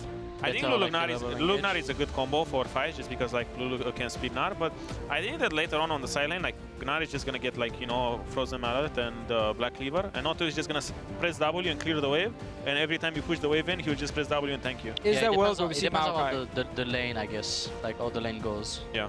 Could we see Maokai here? Just asking, because we've actually seen it being used as well. Look at it, look at it. There it is, guys. This is the matchup you guys were hyped for in the first game. The matchup of the week. This is why we have a top lane stream, guys, so we can get Maokai versus Nautilus. I've played so many times. So many times. You're excited every time as well. Really you get to play Maokai. I mean, I hope EULCS is in just for this stream specifically, because it's not like we have exciting matchups in the other lanes, like Lucian versus Kalista, boring, no one cares, you know. This is kind of if this matchup happens, I mean, they locked in the Maokai, but there should be a lot more trading than... like last matchup was supposed to be trades, and it didn't happen, but this matchup, there must be trades, because Nautilus is gonna look to Q the Maokai and all this kind of stuff, and he should have lane pressure, so we'll see what he does with it. It should be more dynamic. Like Nautilus should force trades early a lot, just because he's a lot stronger, and then we can maybe see problems in the jungle and stuff like that. But Maokai with the scaling? I think he's still okay. Like the nerfs really hurt his laning phase. Like the E nerf is kind of like big, because like even later on, it didn't really make an impact, you know, when you throw the sapling on someone's face and he gets chunked. But it's still like you lost like what, 160 damage randomly just like that on a Volva skill. And the Q like mana cost in lane is just like kind of big, just because like it used to be like 45. Yeah. Like you get now, because it used to be 45 and you just like do 250 damage on the wave for like 6 seconds cooldown, and now you waste like 65. So like I think if you just don't go double Dorans, you get really hard. I believe I played this matchup against you. Yeah. Yeah. And then, I mean, it was at double Dorans with Maokai, and I was really fast, so Yeah, it's just because like of the Q nerfs, and E doesn't really help you wave clear anymore. Because like at level 4 or 5, if you had double Doran, you just do EQ and the wave dies. But now you have to walk up and just punch it with your... I mean, we've already lost all the viewers because it's Maokai top lane. So we can kind of say whatever we want at this point, but... we can talk about, you know, how your gym session is going. I heard... I saw from like rep on the Twitter that you have like problem, like, you know, handling your balls at the gym. It was a ball, to be fair. It's a big one. I couldn't really, you know... But what if it's a different ball? Then it's still like you can't handle balls. It would be easier if it was a little bit smaller. Yeah, but you still can't handle like That's balls. true, that's true. I take How's it going? Does it go better? Gym's going well. How's it going for you? It's good. I had an unfortunate leg day a couple of days ago, and then I forgot how to walk properly for the next 3 or 4 days. That means it was a good leg day. I mean, yeah, it was really productive, I guess, just because like I couldn't like, you know, stand up anymore and just walk around, and everyone would just like laugh at me. Yeah, that's... Like people would just like bully me. But like I heard the rest of the H2K members do not go to the gym, so... Who bullies you? Jankos? No, the Koreans. They just look at me, and then I walk like I have some leg issues, and then they're like, "What are you doing?" And then they just like bully me, and then they start speaking Korean to each other, and they just like laugh at me, and then I feel like, you know, really self-conscious after that. What about you? That's why you started trying to learn Korean, actually. Yeah, so you could hear what they were saying. We're just like, so I can understand, you know, so I can feel less bad. Do you have to go to the gym as well with Fnatic? Is that a rule or anything? It's sort of a rule, but it's better obviously if you decide it on your own. I try to go like twice a week. Last week I didn't go, but I will go 4 times this week then. Okay. Well, this week is almost over because it's like Friday now. What time do you go to the gym, the official? Either mornings or after work on Thursday, Wednesdays. But mainly mornings, actually. And then before the show. I went this morning. Oh, that's great. You can join if you want. Inside Sapling? No, inside Q. Well, we're not on the same gym, but, you know, still we can have like a... We can meet at the same time. Yeah, we can go there and have like a Skype call or something, you know? Sure. Like, hey, Linge, how's your ball? I'm sure we do. Let's start on the top lane matchup. It's exciting. It's level 1, baby. What are we looking for, guys? Here, so let's go ahead. I mean, Maokai side Q he tried to push out from level 1, but no matter what Maokai does, he's not gonna get the pushing to Nautilus, so it was a worthless effort from the Maokai trying to push this wave level 1. I would like Nautilus to just like, you know, just slow push this and just like, like this is fine, just like slow push it as slow as possible and just like try to chunk on him when he tries to like walk to the wave, just because you have minion advantage. Like, see, he just chunked him to 40% just because he played the wave decently. Sometimes what I like to do when I have this slow push myself is here not even take E and just take the Q. Yeah, take the Q if I get the push out and Maokai is a bit too far up, I will just try to Q him and I will chunk him for like 300 HP. Yeah, like you chunk him really hard with Q. Just like, because I remember like Nautilus into like even Gangplank and stuff, if you get like the slow push like this, if you hook like someone that's like squishy, you just like chunk him really hard. Yeah. So like you don't really need E level 2, but it's just like the safe option for like wave control. I would have liked to Alpha to slow push even a bit more or try to ward the Tribers there and look to get level 3 and run off to mid lane. Yeah, he could do that. Okay. Like that would have been he should have the push again anyways because of the matchup. This is fine. Like it's kind of okay, but he made it better just because he trades in the minions. Yeah. But I don't really like ward in try. I would rather like, you know, just have it ward between the 2 brushes, just so you like kind of cover both entrances. Yeah, if he really wants, he could have his 2 wards anyway, so he could have done both. Yeah, it's fine. Like this is how the matchup should go. Just like but Expect shouldn't get these bad trades on him. He should. Yeah. I think the aim that you have when you're playing Maokai is that you know you're not gonna get the push. So you should just be looking to farm and get all the CS that you possibly can have. Yeah. Like, and I also think that it's just really greedy to do Doran's ring on Maokai, especially after the nerfs. Just because like you face the lane bully, they can like stomp you, and this is like what's happening. He's kind of like getting stomped, just like pressure-wise and HP-wise. Like here, if jungler was here, this guy would die. Yeah, like he was dead here, 100% the jungler was here. So like I think you can't go Doran's ring. I think Kakao is on his way, but he did miss the timing on when the wave actually hit it. It's still fine. Yeah, but Maokai should... Like, right now, Maokai should base and TP. I mean, he can get this wave, actually, because it's pretty safe. If he wants to, but normally he should base, yeah. Yeah, like he's doing... He will lose TP pressure here, maybe. But I think... I think he lose it anyways, normally, but... He can stay, I guess. He just needs to, like, not get chunked anymore. Maybe he can, like, if he plays the wave fine, he's gonna miss a lot of minions, most likely. Maybe it's 2. Yeah, but now it starts being really hard because like the wave is gonna push back, and now he has to like force the TP back to lane. Like, I think now he has to base and TP. He cannot stay here. You think should Afari also then use his TP back to lane, or should he save it? I think he should. I think he knows that the Maokai wanted to base here, and he's grading a bit. So I think he should have just tried to recall, like just lose these 3 minions there, recall, and just run back to lane, and then you will have first turret secured and a dive bot most likely. But here he's doing the same thing as game level as game 1. He's just grading to maybe get a better base. On the first game he didn't even get the better base anyways. And I just wonder for what base he's looking for. Is he looking for Spectres or? I don't think so. Like now, like if he can just go like just buy another Dorans and just like get Ruby Crystal and Null Magic. Yeah, but I think here it's like kind of okay. I think he's wasting too much time because here there's like 2 plays. He can do either what you said, he just bases and just kind of like gets TP advantage and has pressure on bot, or he can like deny that wave. Because like Maokai needs to base and TP back, so he will lose like 3 or 4 minions of XP. And now Nautilus should just like base and match the TP.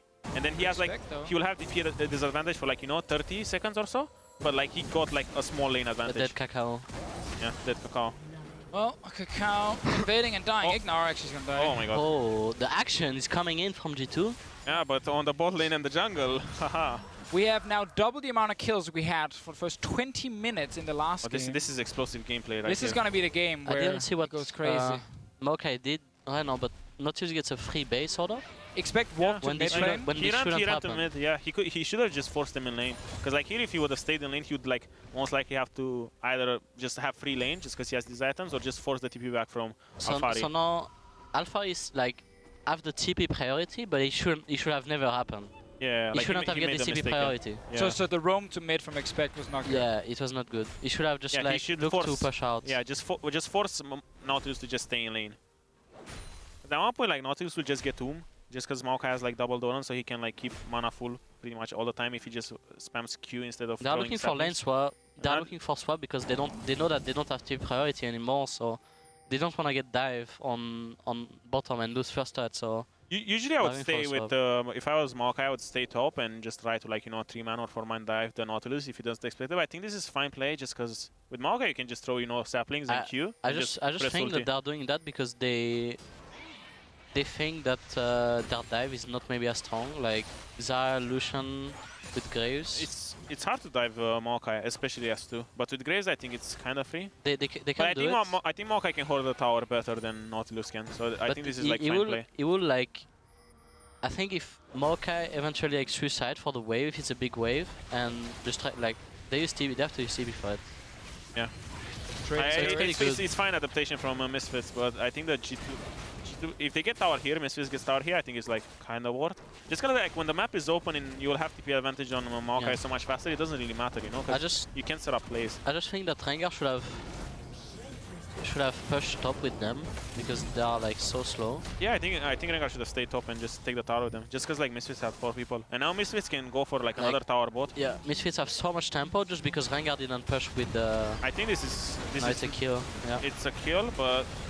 A slow kill. It's actually not a kill. I think it's just really bad. Like you can't. Okay, he's too tanky. He's just too tanky. No, but I think if the top laner just backs off like that, and decides to not contest the wave, we just take the tower for free, And then like right now they wasted like what 10 seconds or something, or like 15 seconds. So like it can like Misfits would have accelerated the game a lot more just by like not trying to dive. You only dive if like Maokai walks into your face and kind of like he's like, okay, I'm gonna fight you. Only if you try to wave clear the wave. Yeah. But like if Maokai just gives it up, I think it's just kind of over-eager to just try for the dive. And the tempo is important because now we most likely see them go to top lane and then go for that top lane tower. And actually, G2 is already in the lanes because they will spend time chasing down the map. Yeah, look, now Kalista is on the bot, Maokai is just roaming around, and like Misfits is just right now really leaving the base. Because now we might see G2 actually get bot tower plus dragon. Seeing as they are like they have control over bot side now. Like they should have vision pretty much everywhere. So I think it's a good trade. Like I think if Misfits would have like not go for the dive, they would have been like kind of equal. The only thing is I know that the TP priority that Expect have is pretty useless because they are trading objective anyway. Yeah, the map is open, so there's like nothing to like contest or anything. It's just like trading. Seems like G2 actually wanna go and defend top lane. They wanna go defend because they have the TP priority exactly. Yeah, like matching is good just because like look, we have and they one ward. They have a good ward set up on the top bush. Yeah, we have a ward in the brush, so it's just. I love you guys. I love you. There's so much to talk about. You both just ready to talk about everything. I don't have to say a word. Like, it's fantastic. Yeah, like we're such a good duo. Like now, it's hard now just because like Nautilus is in lane, so you can always chase. Like now, Maokai is kind of try to back off. It's hard just because like the vision just died, so Maokai can sneak a TP now. Oh, but he missed the gold. How much is it? 5 gold? Yes. Oh. Imagine he would have got like 10 of them, and then he has a potion. Yes. So if you're G2 now, and his potion could possibly save his life. Mid lane, Perks cleanse too early, but it's still fine. It's okay. It's just lucky because cleanse gives you like a reduction. Yeah. In case you like miss it, it's like okay, I'm gonna give you a hand. I think Perks' nightmares from Worlds, where he also cleansed too early and died to Snox Luna. I remember. We remember. We all remember they lost that mid tower. However, if you are G2 now, you have TP advantage. What are we looking for? Like, how are they going to set this up now? Because we actually expect getting pushed in the bot lane, and it's G2 topside pushing. Are they able to set up this TP at all, or will it just be... Well, they just use Rengar ult, so... I think it's hard because right now they need to get... I think they even though they have TP priority, they are like... We are just gonna use it. Like, we are not even gonna use it. We are just gonna have this pressure having TP. Not bad. And we are just gonna farm with it, you know? Yeah, it's just like... even if you don't want to like use the... No, he didn't have it up. He didn't have the flash up? No. Just a second off or what? Yeah. 5 seconds off. Let's see. Couple of seconds off. Yeah, I'm going back to check if you're full of... full of what? Crap. Full of crap. Let's see. 15 seconds. Yeah, he didn't have it. Lucky. No, but like even if you don't use the TP, imagine it was maybe perfectly timed from G2 and they knew about it. So. Anyway, talk to me about TP, Odoamna. Okay, so even if they have TP, you know, and they don't want to force it, it's like the other team will be like, we can't like force anything or go into aggressive position because like you know they might have TP wards, which is kind of unlikely just because like they defended the blue side invade so good. But you still can like force stuff just because like you know that they will have number advantage. Oh, Nautilus. They're trying to trade again though. Should Afari right now look to try and TP bot lane and defend the tower? After these kills, obviously. I think it's not bad. Just think about it like this: he got the roam off before, and then he uses the TP to go back to lane instead of like you know going to lane and using the TP to roam. So it's kind of like an even trade. They will lose TP. I think here he should have TP'd, just defend this tower. But maybe Kalista can just take it alone just because he's building so much MR. But I think it would have been good. He would get like. He would have like more like 25 CS more right now. Exactly. And like he's already like one level ahead. If he had this 25 CS more, he could like maybe you know take over the game from Maokai. Yeah. Maybe he got interrupted due to the kills and felt like it was too late then to go in. To the bottom lane. Not really, because like, even after they kill Maokai and stuff, all he has to do is just back off. There's like no CC to stop him, and he had the tower was like half HP, you know, with like a huge wave crashing. I think it's just preference. Maybe he didn't want to give up the TP pressure, but I think it was like he should have done it. I think. I would have never been able to give up this farm. You're just like instant TP down. It's like in the lane swap meta, you know, there's a slow push in the top lane. It's like, ha, the wave, and I'm gonna TP. I've seen too many waves dying when it was lane swap meta. You know, it just hurts my heart. So no, but I cannot leave this. I remember the horrors of lane swap meta. There was like a game. Man, I used to love it. I was like, great, this is interesting. I don't think it was necessarily bad, but it just felt bad to lose all this farm every time. It wasn't bad. It was really good. But the thing is, me and Soas were the unlucky people that would get like screwed really over from the lane swaps. Because like the thing is, I remember there was a game, I think against Alliance or EG, like 2 years ago in my first split. I got my first CS at like 8 minutes in the game. Yeah, I actually remember that game. I was like playing Shen, and I got like screwed really over because like we made some bad calls. So like I would always go in like waves that were like really doomed, and then it was over. But yeah, like in lane swap meta also, if you like TP to the tower when there's like 20 minions there, you'd be like, haha, farm, and then the enemy team is like, haha, we have 4 people here. Dive you and kill you. Goodbye. I just remember the classic situations where the AD carry forgot to like bounce the wave, and he'd be like, oh, sorry, I'm sorry. No. The worst, I remember when we played our series against Fnatic, I was playing GP versus Uni, and he was playing Lulu, and Fnatic failed to bounce a wave. Oh, I remember, and you got like really ahead. And it was a cannon, and I froze this lane for like 5 minutes.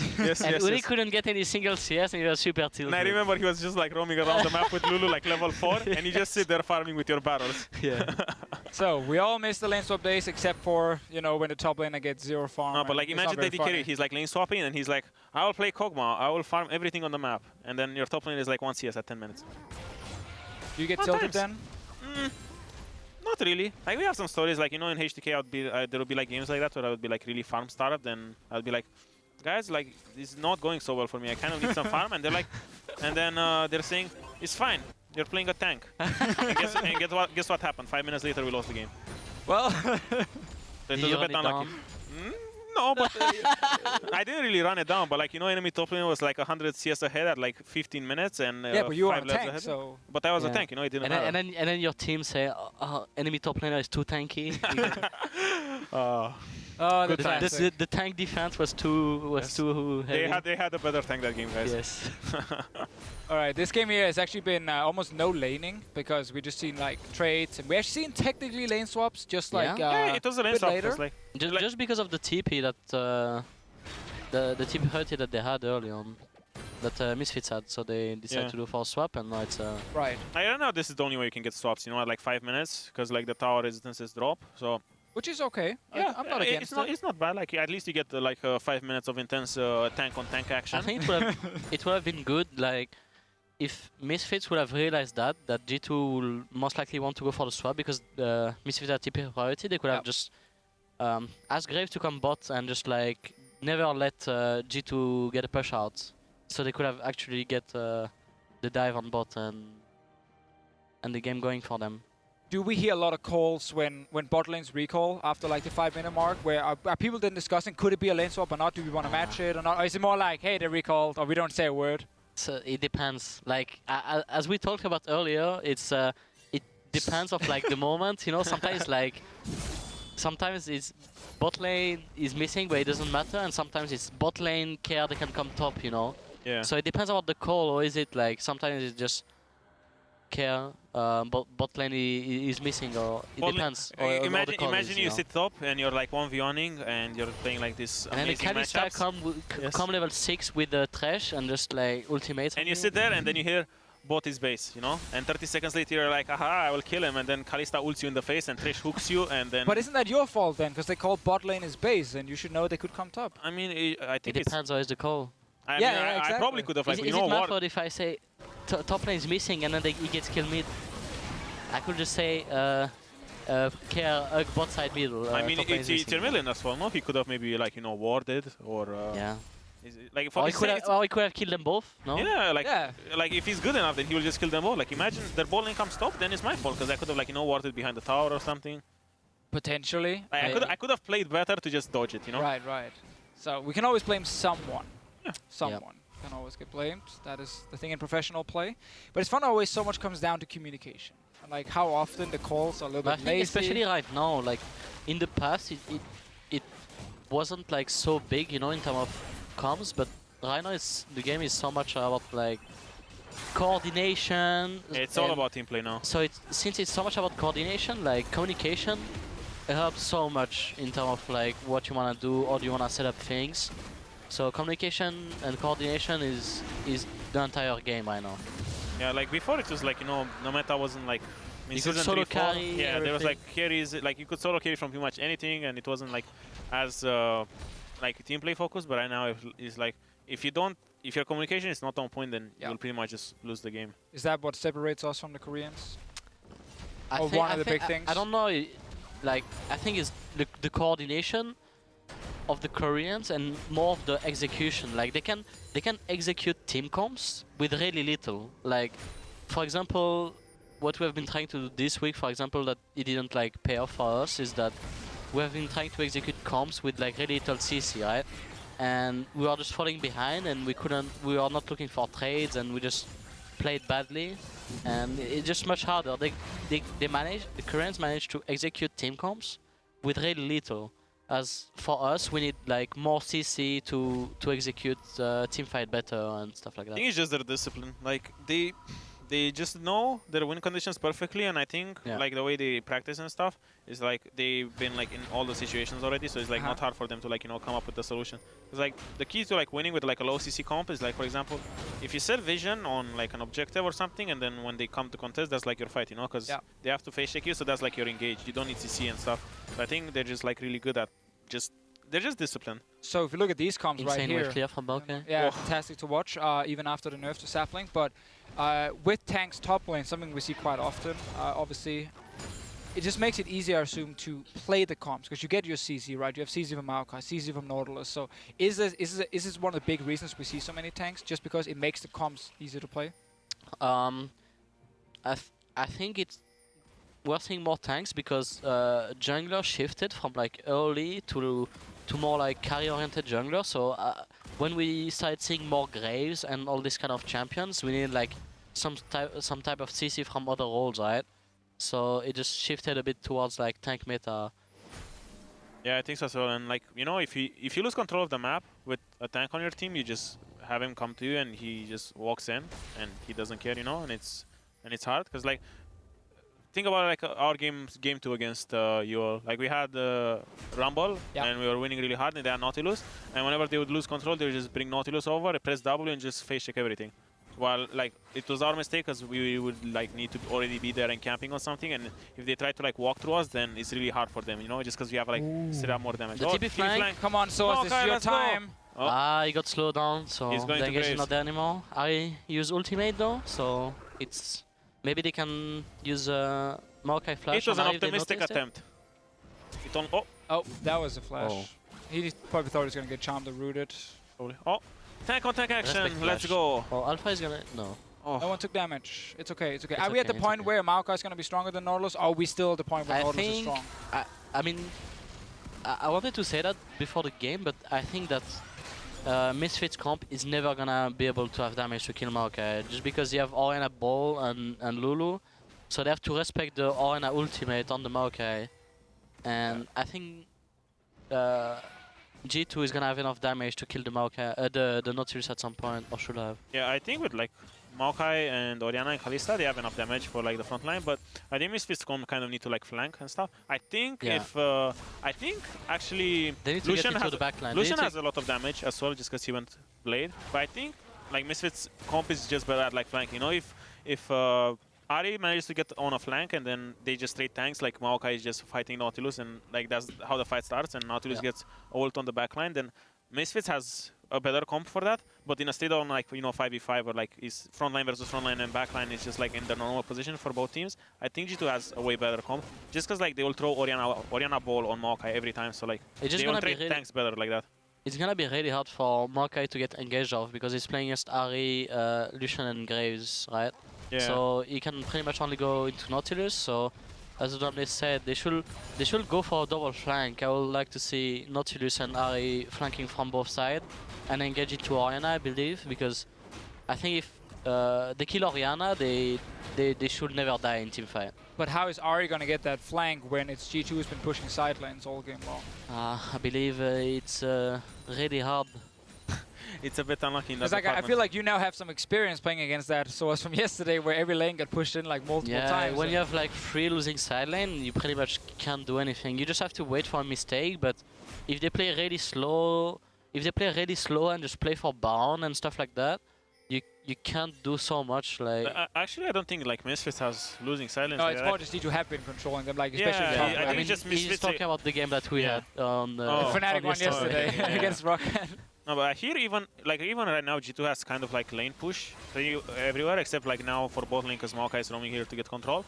But I think it's just like Misfits is kind of like playing the side lanes poorly because like Ari on a side lane is 10 times deadlier than Parks on a side lane because Orianna can't sit there alone. So Ari can just like always push, and they should always have like side lane pressure. I still think Nautilus now is stronger than Maokai on a side lane. But isn't it just a problem for them that like if Misfits sends Lucian mid and Ari to side lane, Lucian gets pushed in by Perks as well? Is that why they're keeping Power Vivo mid here? Because like he's been sitting mid for quite a while now. Yeah, I guess because I think it's like they don't wanna. I don't know what's the real reason. I think they don't really want to 1-3-1, they just want a 4-1 and they just send like Lucian to catch the waves. And Ari can just like Q the wave twice and just kill the wave and maybe just like, you know, bring... Yeah, maybe they have more pressure, right? They have more pressure by having Ari mid lane. Which I think is right. I think it's fine, like they had 4-1 and now they have like that huge wave on top lane. They might get collapsed here though. But I think it's fine, like I think it's hard for G2 to just jump in like that. Yeah, now we're gonna have fight here. Orianna is out of the fight, so this is really good fight. I think Misfits can just like rush it. No. They're gonna leave the Drake. Good shockwave. Like that's really good. Like that's pretty much. Maokai is tanking the team, but most likely gonna go down. It was a really good fight because like Just you know, a trade for like Drake too, but they're gonna go for bound. Sick play by so. yeah. But I think they get Nasher here maybe. It's easy. But I think that fight was just really good because like you know, like you want Misfits to have a flank, you know, but when Perks is out of position, he kind of like flanked himself, you know. So like he just tried to walk in the fight and he just got Ari Chan. So that's like how the fight should go. Yeah, this seemed like a huge mistake by Perks. Actually, they were the ones setting up Dragon. Like they should have just ran and just tried to like kite, and maybe Perks can like flash over the wall like at blue. Oh, let's see this right here. Trying though. I think like if Misfits just wins this really hard. Like Nautilus is in the front, and Sven's going if he would have saved the Sook, maybe he. But they cannot do bound anymore. Is jungler there? Oh. Yeah. They can probably clean up here. Oh.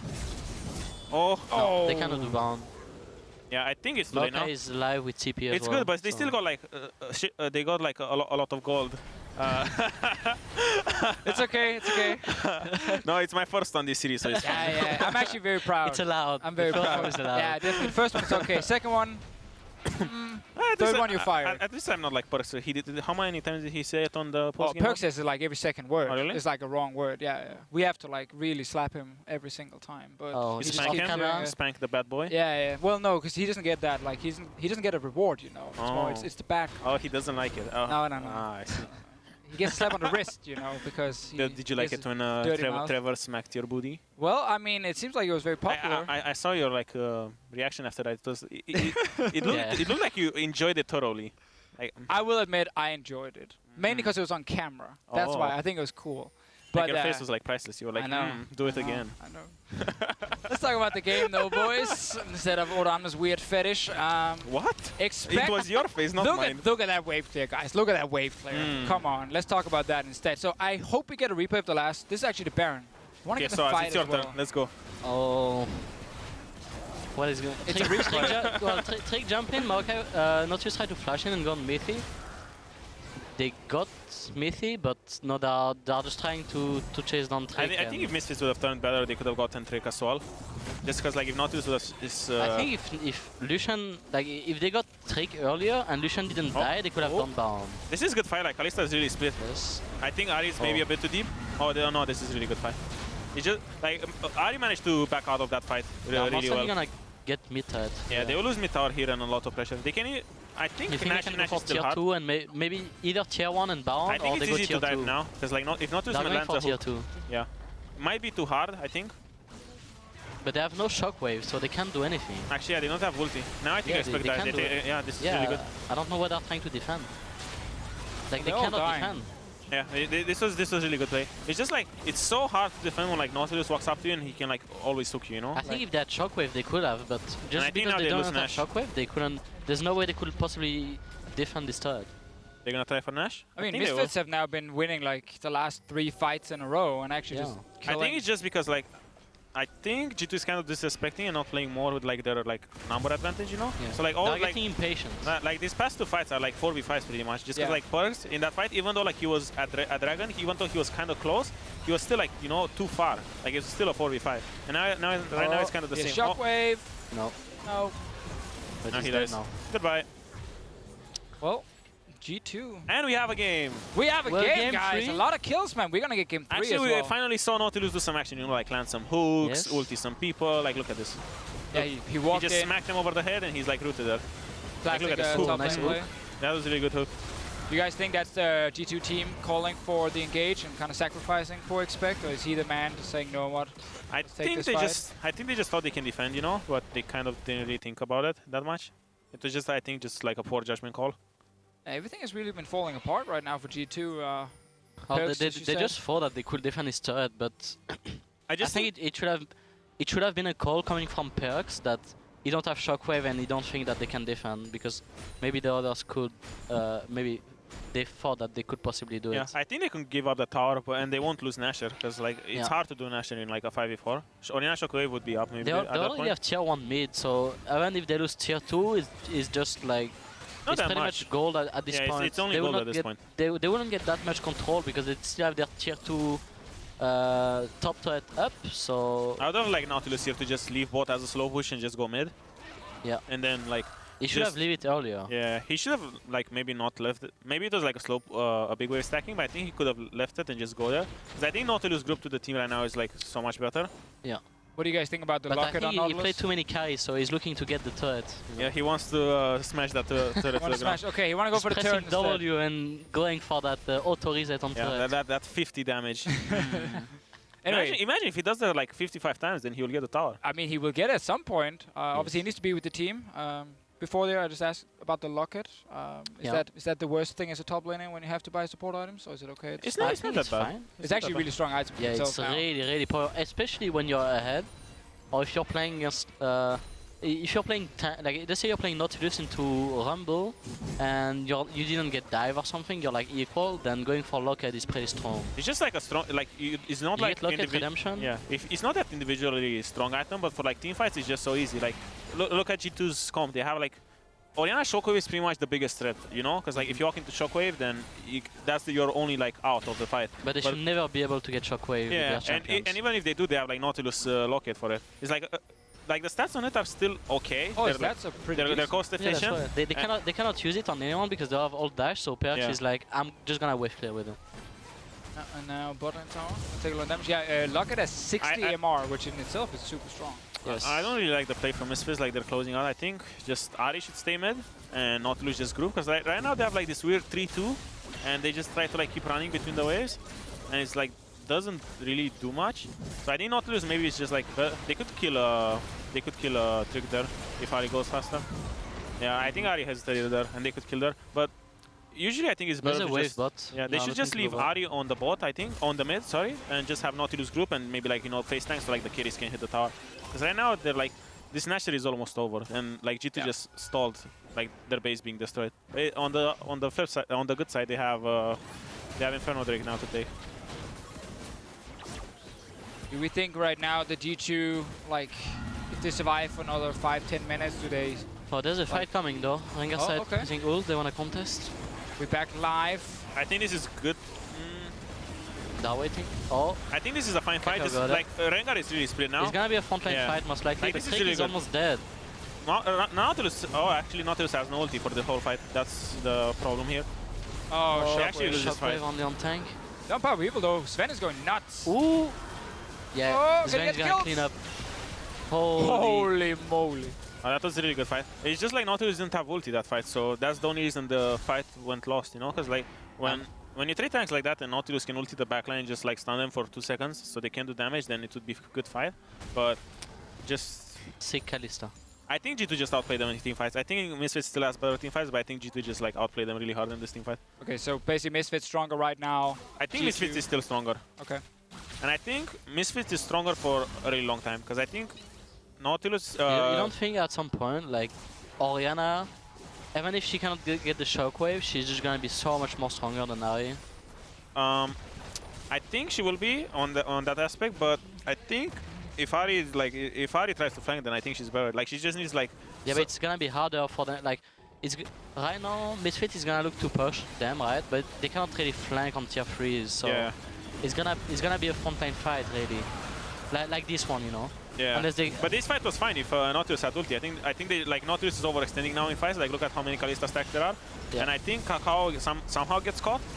I don't know how, but I think Nautilus, like the thing is Nautilus can like see so many people and they can just like hold them in place. So like Ari can maybe like maneuver around, you know. Like she doesn't even need to flank that much if like the Nautilus ulti goes through like many people. He can just like dash through everyone. Obviously, if Maokai like W's Ari, then it's a bit unlucky. They need to go for the double flank. Yeah.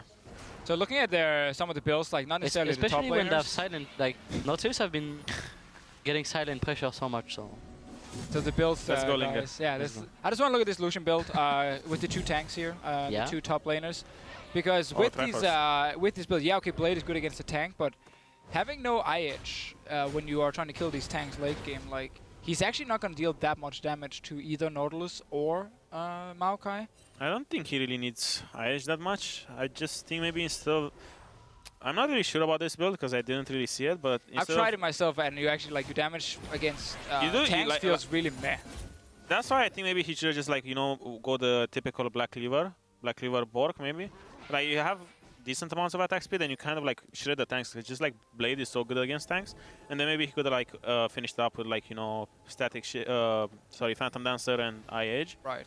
So I think maybe that was more effective. But maybe now that he gets like Last Whisper and maybe the Triforce starts being better, I think maybe this build just spikes later. Well, the thing about Triforce is obviously it's not that valuable in the late game with the stats it's giving. Like there's no crit on it anymore. It's just, it's great in the mid game, obviously, but it's just for early spike, I guess. If you exactly. I mean, if you look at it like that, they were like 10k gold ahead 5 minutes ago, and then it looked really good just because like if they fought properly, then they would win really hard. But now kind of like they lost a big team fight, and G2 got a lot of gold back, so now it looks bad. Flying. It's just gonna be a frontline fight again. Looks like it's kind of bad just because like everyone's split. This is kind of good. Just like okay, gonna 3-hit. Good flank from Power. Oh, this is really good. Yeah, like this is good Zonia.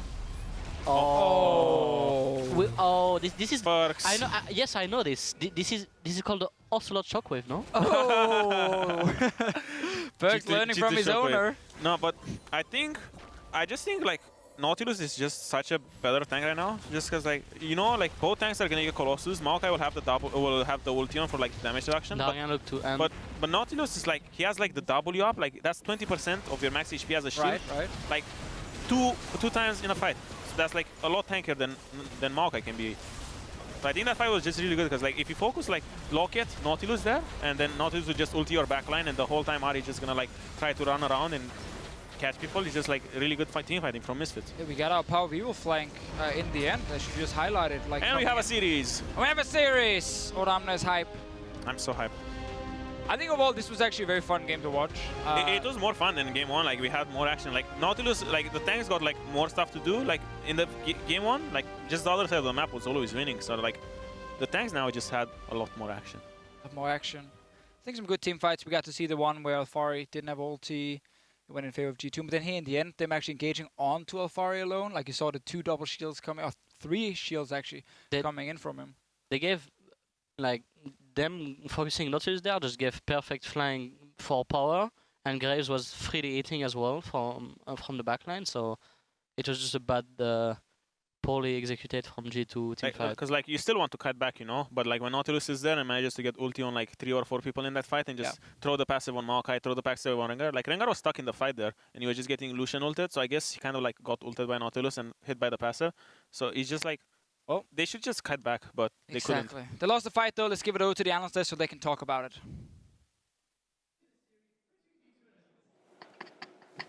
Thank you, Quick Shot. Elaborate handover there and an elaborate game that was. Misfits, we said they were invisible in game 1 and they slowly came to life and even up the series. Fantastic job on them. However, the early game did not go in their favor and you two wanted to take another look at the invade turned sour for Kakao specifically. Yes, ma'am.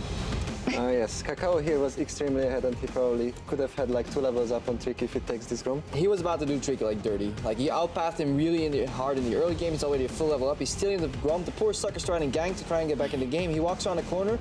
Kakao smites and this happens. It feels a little bit bad. Yeah, and he even dies after, so this like turned into a really bad situation for Misfits. Yeah. Really bad situation. Starts off well. Yeah, he starts off fantastic. They get the kills there. Mithy follows up with another kill in the bottom lane, venging into a little play-by-play there. Don't mean to steal your thunder, but... No, you can definitely play-by-play, probably better than I can. I don't want to say anything, but the guys next door on the top lane stream... It's over! It's over! The game was over. Obviously, we never said that. Yeah, Chachi, no, we knew there was still a You guys actually said exactly the same thing, so my question to you guys is then, in game 1, we were praising G2 for their vision control, their keeping an eye on the game and on the macro even when behind. Here they were ahead, so why do you think they lost control of Vizjachi? I think it was at the point they started trading turrets, and even then they were kind of fine because trading is not that bad for them, but I think when Perkz got caught mid lane at one point, that's when it turned like into worse situation because it gave a lot of opportunity for Misfits to lay down vision, get back some vision control that G2 laid down. So it kind of gave them an opportunity to come back. Let's take a look at Perks getting caught there in the middle lane, as it was indeed the start of a turnaround for the side of Misfits. Yeah, this is exactly what Vizic actually predicted. Like it was actually, it looked good for G2 at the start, but then this moment where they go for the second turret, they also find a poke on Yes, here I thought that they might interrupt Rico's and they get a lot of tempo, but they didn't. And then this is like, I think Perks played really bad this series. This one was really big because right now they had all the pressure, but Perks dying there makes it like in the opposite, and Misfits has the upper hand at that point. We saw him start with a big lead, Magic Pen boots into Morel and Omicron, which is a starter. But then he went Ludens. Chachi, what do you think about Ludens versus maybe like Zonias or more aggressive Rabadons or Leandries? I think Ludens is pretty good snowball item, but he started falling behind at one point, like died 2-3 times, and he wasn't ahead anymore. So I don't think it was good because they lacked the damage afterwards. So he should go some, like, maybe Leandri was a good choice, or Rabadon's Void Staff, something like that. Yeah, I mean, aside from the item build, we just saw him not being in the zone in terms of ult placement as well. And it was actually the two Orianas today. Febiven didn't have the best of days, and Perks also didn't find his ball placement the way he would want to. Misfits, they held on, they had a Strider hold on to, and they absolutely pushed through. We're going to take a look at the nail in the coffin, and Misfits winning another team fight.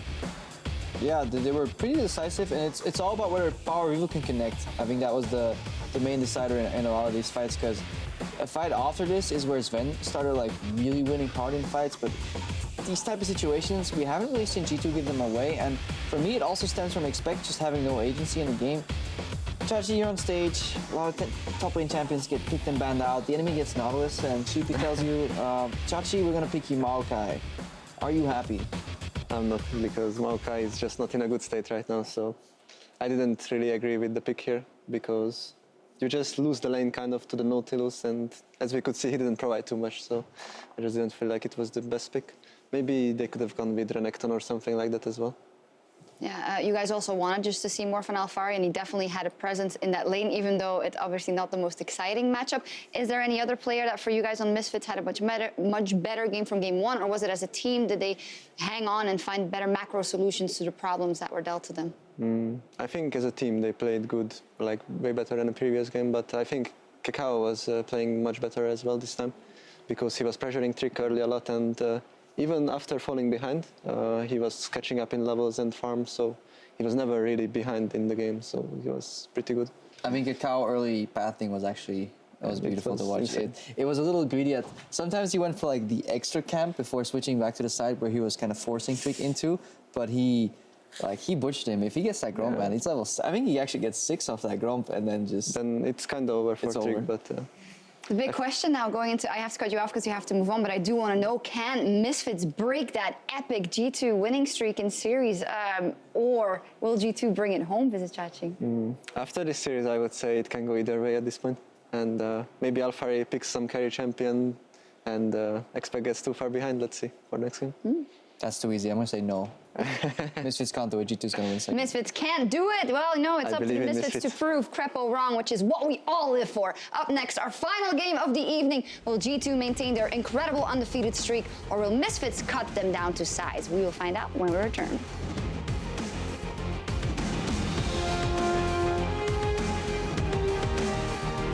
Oh, Trick! He manages to get it, follows through, flash to flash. Now Perks is coming. G2, they want first blood. It's Perks that locks it down. A lot of chatter from G2 coming out here as well. Oh, look at that. Perks straight up 1v1's Power of Evil. No flash, no smite, Trick's going in. Battle roar to go away. Running away, the scuttle grab is helping up, blocking off the culling. That's Miffy down. It's okay, no, I didn't see it. Here he goes! He's going forward! Summoner heal! Sven's got one! That's a shutdown! Gets another! G2 Esports turn around! How can G2 survive and defend their base with only Perks? I don't think they can! Misfits, they take down the Nexus turrets! They bounce back after losing game 1! Even up the series, and we're going to game 3!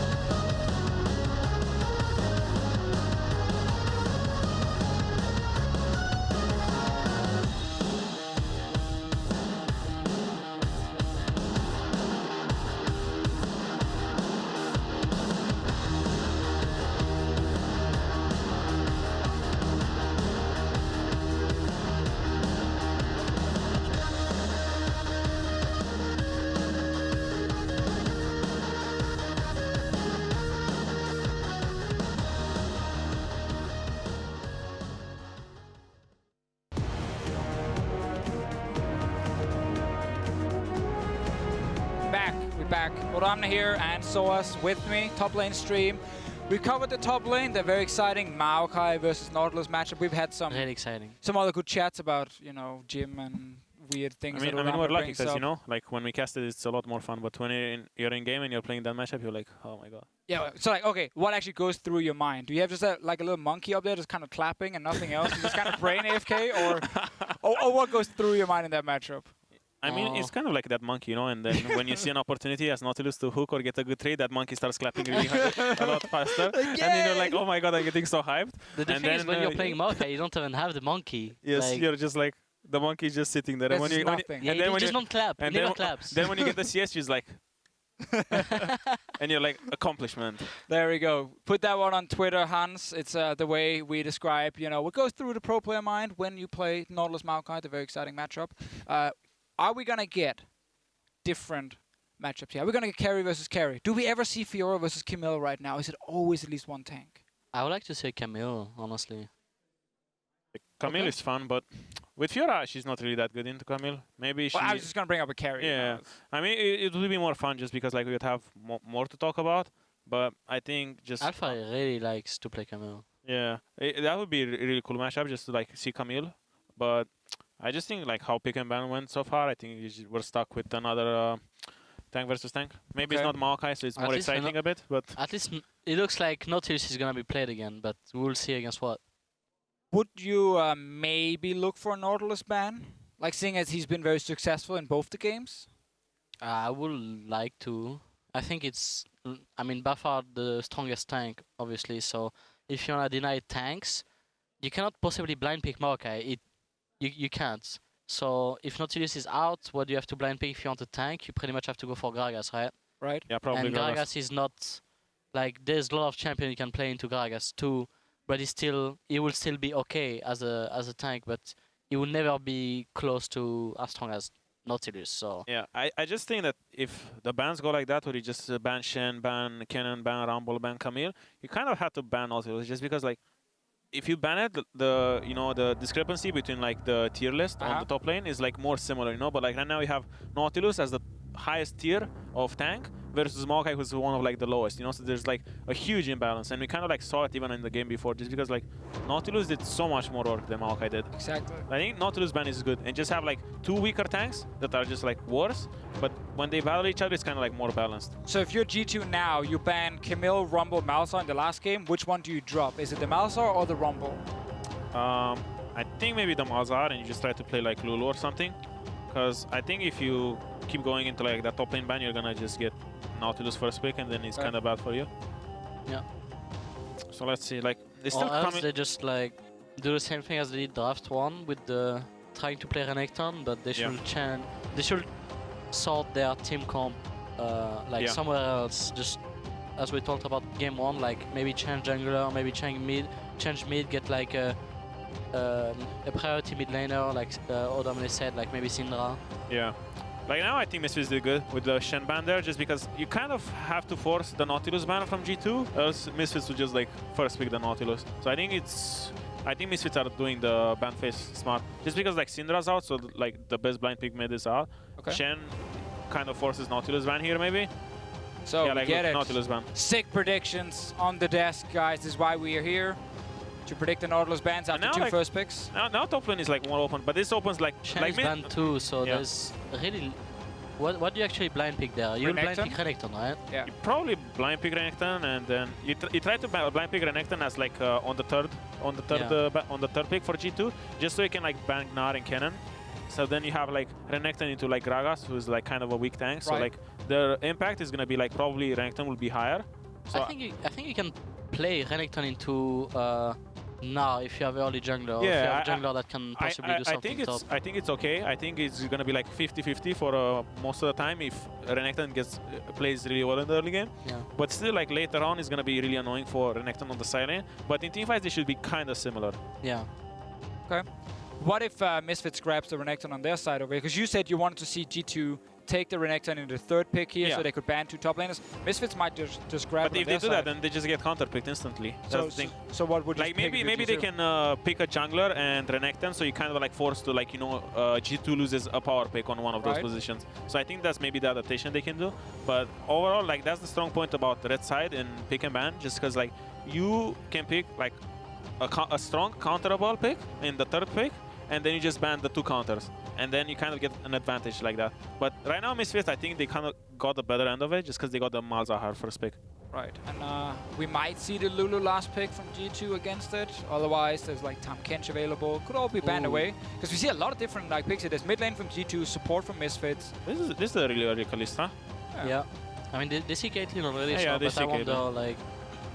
Maybe Ashe would have been better, just because you have like you have Ashe Malzahar, and you have like 5 seconds of CC. What is G2 gonna look like? I think they have to pick jungler pretty here. Strong against like both of this champion, maybe. Maybe. Like we could see that. Slow on Kalista is like must be pretty annoying. I have no idea about the lane matchup, but just about champions, it sounds good to me. I mean, you have obviously low mobility. Well, no dashes on an Orianna, as an example. Also fairly easy to hit a Caitlyn before she can net. You can interrupt her during the net, if that is what they're looking for. Either you want to go standard and go like Lulu, which G2 really like standard things, so I guess they just go standard. I guess there's not enough like jungles to ban, so it makes it uncomfortable for G2. I think it's the champion pool for jungle is pretty open right now, so I think even Misfits with 2 bans on the jungle is not gonna affect so much. But the exciting thing, no top lane picks. Ooh, are we gonna see the counter picks coming in? We can see something like really different than what we see in the first 2 games. Like with this scenario, I think there's more potential of like a Kennen top as a counter pick, but maybe I think it's up to G2. Maybe we see some Kled and stuff. Like Gragas is banned now, so like top lane is really pinched right now.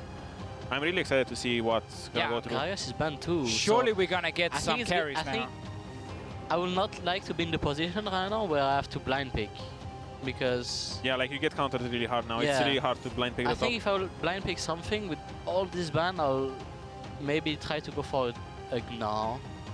Maybe Gnar. I think now Kennen is banned, so we might have Renekton into Gnar or Misfits and then you see some like old school matchup, Gnar Yasuo, insane. Dude, that would be fantastic. That's exactly what we want. But it's really pinched, because right now it's really hard to blind pick a top, and the only tank left is maybe Maokai and Rammus. So and Rammus, of course, you bring up the Rammus. So should G2 now just pick their jungler and save last pick for Expect, because it's so hard to blind pick? Or do they blind pick Renekton? I think it's just they pick jungler. I know they have to. Good. Yeah, and the thing is, like, if Misfits to go Maokai, then G2 will just go Renekton maybe, and if Misfits wants to go Renekton, then G2 will go Gnar. So it's just, I think for top lane it's really hard to blind. Like, you don't really have any good blinds here. They seem to disagree. I guess I guess they just think that the champion have no counter right now, so they just go for the Renekton. Yeah, I think they're just really comfortable that, like, they get the best top. They still have Gnar, so maybe they're like comfortable on the Renekton side of Renekton versus Gnar. And I don't think there's many champions you can play into Renekton. Actually, Elise went through, like, this is really good. Just like, Elise went through, like, all the bans here, and Renekton Elise is just a really good combo against Gnar. Like, Gnar is really hard to survive the dive. They have so much scaling on the G2 part. Like, they have Caitlyn, Orianna, Lulu already, so they can afford. They can actually afford to go for the Renekton Elise and not get like outscaled necessarily. Yeah, I think actually what G2 did here is really good, just because Elise went through all the picks and bans. So I think they just kind of baited Misfits. So we're expecting the Elise last pick to come in. I think Elise and Renekton is just a really good duo, and I think Misfits loses the top side of the map really hard. Especially with Victor. Yeah. Arena, from what I know, has mid pressure over Victor. Like, look, if Elise goes through, then insane pick and bans. I mean, it's insane. It's almost like you're professional players who are sitting in these pick and ban phases and scrims these teams as well. Instead, we're first-time casters. You guys are right now some of the best casters I've ever worked with. Oh. I'm not sure if that's a diss against every other caster or a compliment to you guys, but take it the way you want it. Then tell us, what style of a caster am I? What style you are? Yeah. I mean, you're not really bringing any hype. Oh, okay, so I should start yelling more. Well, if you want to be the hype caster, you have to start yelling more. Okay. Right now, you're... I can try. You're informative. You're funny. I mean, we'll see. I will try to hype up who gets the first CS on the top lane, and I'm gonna try to make that as like the biggest point of our cast. Will you yell? Maybe. If it's a really good, if it's a really dramatic moment, then I will probably yell. Because a quick story for everyone: whenever you cast H2K in our studio, where we stand next to the players, you can actually hear Oda Amne scream. So through our headsets, we can hear him, and Jankos sometimes too. Yeah. Okay, when we're winning, Jankos still screams louder. Only when you're winning. Yes, because it's like, remember the spot where he's like, I got Drake, and yeah. Actually, he said I got Nash, but then he kind of corrected himself, and he's like, I got Drake. Who's the loudest on Fnatic? Soas? No. I don't know. It depends on the moment. I guess me maybe on the stage. I'm not sure. I'm not sure honestly. Okay. Probably me, I guess. Yeah. Well, I know you're a very vocal member at least. Like you're always talking a lot it about depends what on the you do on games. the map. If I'm put on Maokai, maybe I will not be as much. Because the monkey's not really working. The monkey's not really so much, I'll just be sitting on my tight CSing, so I cannot like think about too much plays to make, right? But actually, when you play Maokai, you just like sit back and you throw you just have to be patient. Throw Maokai's little kids and just that's it, and just enjoy it and wait for it to get Never carried. get kids, Oda. I'm never get kids. You don't do that. I'm not gonna throw them like that. Maokai is like a brutal monster. All right, boys, win game, and Oda Amne has promised to hype up the first top lane CS. Oh, no, it's very now important we pressured. don't miss it. What if it's a Raptor Camp CS? Does that count, or is it a lane CS? The lane CS. Have to be a lane CS. Okay. Can you help me? Like I feel like I need you to hold my hand while I do it.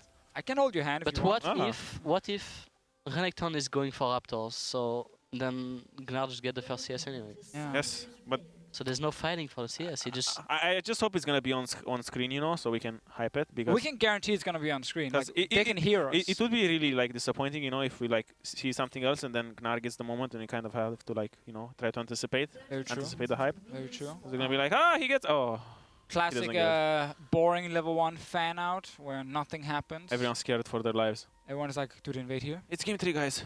It's actually really risky to invade level 1 because you only want to invade level 1 if you want to trade jungle, basically. Yeah, like usually when you want to invade level 1, it's like, say your bot lane sees someone and then you're like, oh, okay, then they're not camping, and then you can like, grab mid lane and top and just invade and get a ward on a jungle camp, just because it's easy to like, where more people are, so it's a lot easy to like control the environment pretty much. Minions are on the way, Oda Amne. Oh my god. No one is doing anything. You're actually sweating right now. Yeah, I'm sweating. This guy's so nervous. I can. Like I told you, it's the most hype moment of my caster career. Yeah, and it's been a short career so far. it's my first attempt at being a hype man. Not going for Raptors, so oh it's my gonna god, be a fight. It's gonna be exciting. Well, let's I see. can't wait. Yeah, you have to hype the autos and stuff. Who's going for the first auto? He's going for it. Oh, it looks like Alpha is winning the first battle. He's going for the minion. And he's going lower. Get loud. And lower. No, he didn't hit it. Yeah, there we go. Okay, it was really close. You see, it was like the minion was like 5 HP. I mean, it was hard because, like, I didn't know when it was gonna die. No, that's fair. I like the way you hype it is by not saying anything until it dies and then go like, whoa! I mean, it's still a hype kind of in a way, no? I guess. I'm not sure if the viewers bought it. Hey, I'm real first hype. time at this thing, okay? That's fair. Just give me a break. That's cool. That's true. Let's talk about the lane instead, because this should be a bit more Actually, exposure. there's laning, so it's fun. Did you actually play this matchup? Yeah, I played it a couple of days ago, or maybe I think this week in scrims I played it. I didn't play it for quite some time, so. But I believe like Renekton shouldn't try to force trade too hard, because else he will just get kited.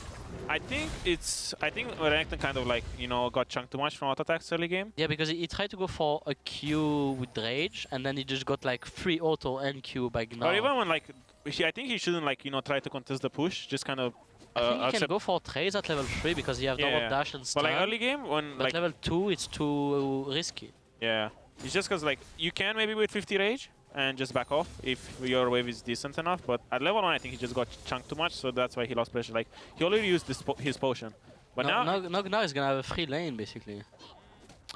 Yeah, you still have pots. You have a pots upgrade. Yeah, I mean pots advantage. I mean. Yeah, but like now I think it's on Renekton to just like stack his rage and he can get like a good trade when the wave bounces back from his tower. But Gnar kind of had like free ticket through early levels from this. Just because like Expect made a mistake in early game trying to contest the push, I think. So we're looking for a trick to come top lane, or? I think it's kind of unnecessary. I think what they're trying to do now with Lee Sin is just like they try to like counter counter gank in case Elise is here. Because like Renekton will get like 50 rage on this wave, so like the stun is big and there's a lot of damage. So I think this is kind of smart play from Misfits. But I think now Staying. I don't think they can get much. Only a chunk. Spotted. Goodbye. But Stop his recall. that's really good from if you can always get like those chunks with Q, it's pretty good. Just because like Renekton might lose like the duels and stuff, but he kind of has sustain with like just random Qs on the wave and stuff. This is fine trade. Like this is a really good trade. Now he just is out and like it's just really hard to match it. Like once you get like this, when the wave is really good for Renekton because it's like pushing from him, so he kind of has like this safety. So it's a lot easier for him to just play aggro now that he has all his skills. Insanely risky what Alpha is doing right now. Yeah. Like, you have no wards, even though he had Lee cover. Renekton saw him. Actually, good point. Because like, so Lee Sin recall, and he was still looking to trade on expect minions. Yeah, like if Elise was there, then he would just die. Like it was really, really risky. I would have at least put the ward in the river. I think this. Fight on the bottom lane. But I think this TP top is fine. Maybe if he plays it fine enough, he can actually. It's hard. Like here, what he wants to do, he would like want to freeze the wave, you know, and just kind of force Renekton to match his TP. Because if he doesn't do that, then now he kind of like lost TP pressure. Like Renekton can walk to lane, or if he's really greedy, if he would have stopped the base, then it would have been really good. Yeah.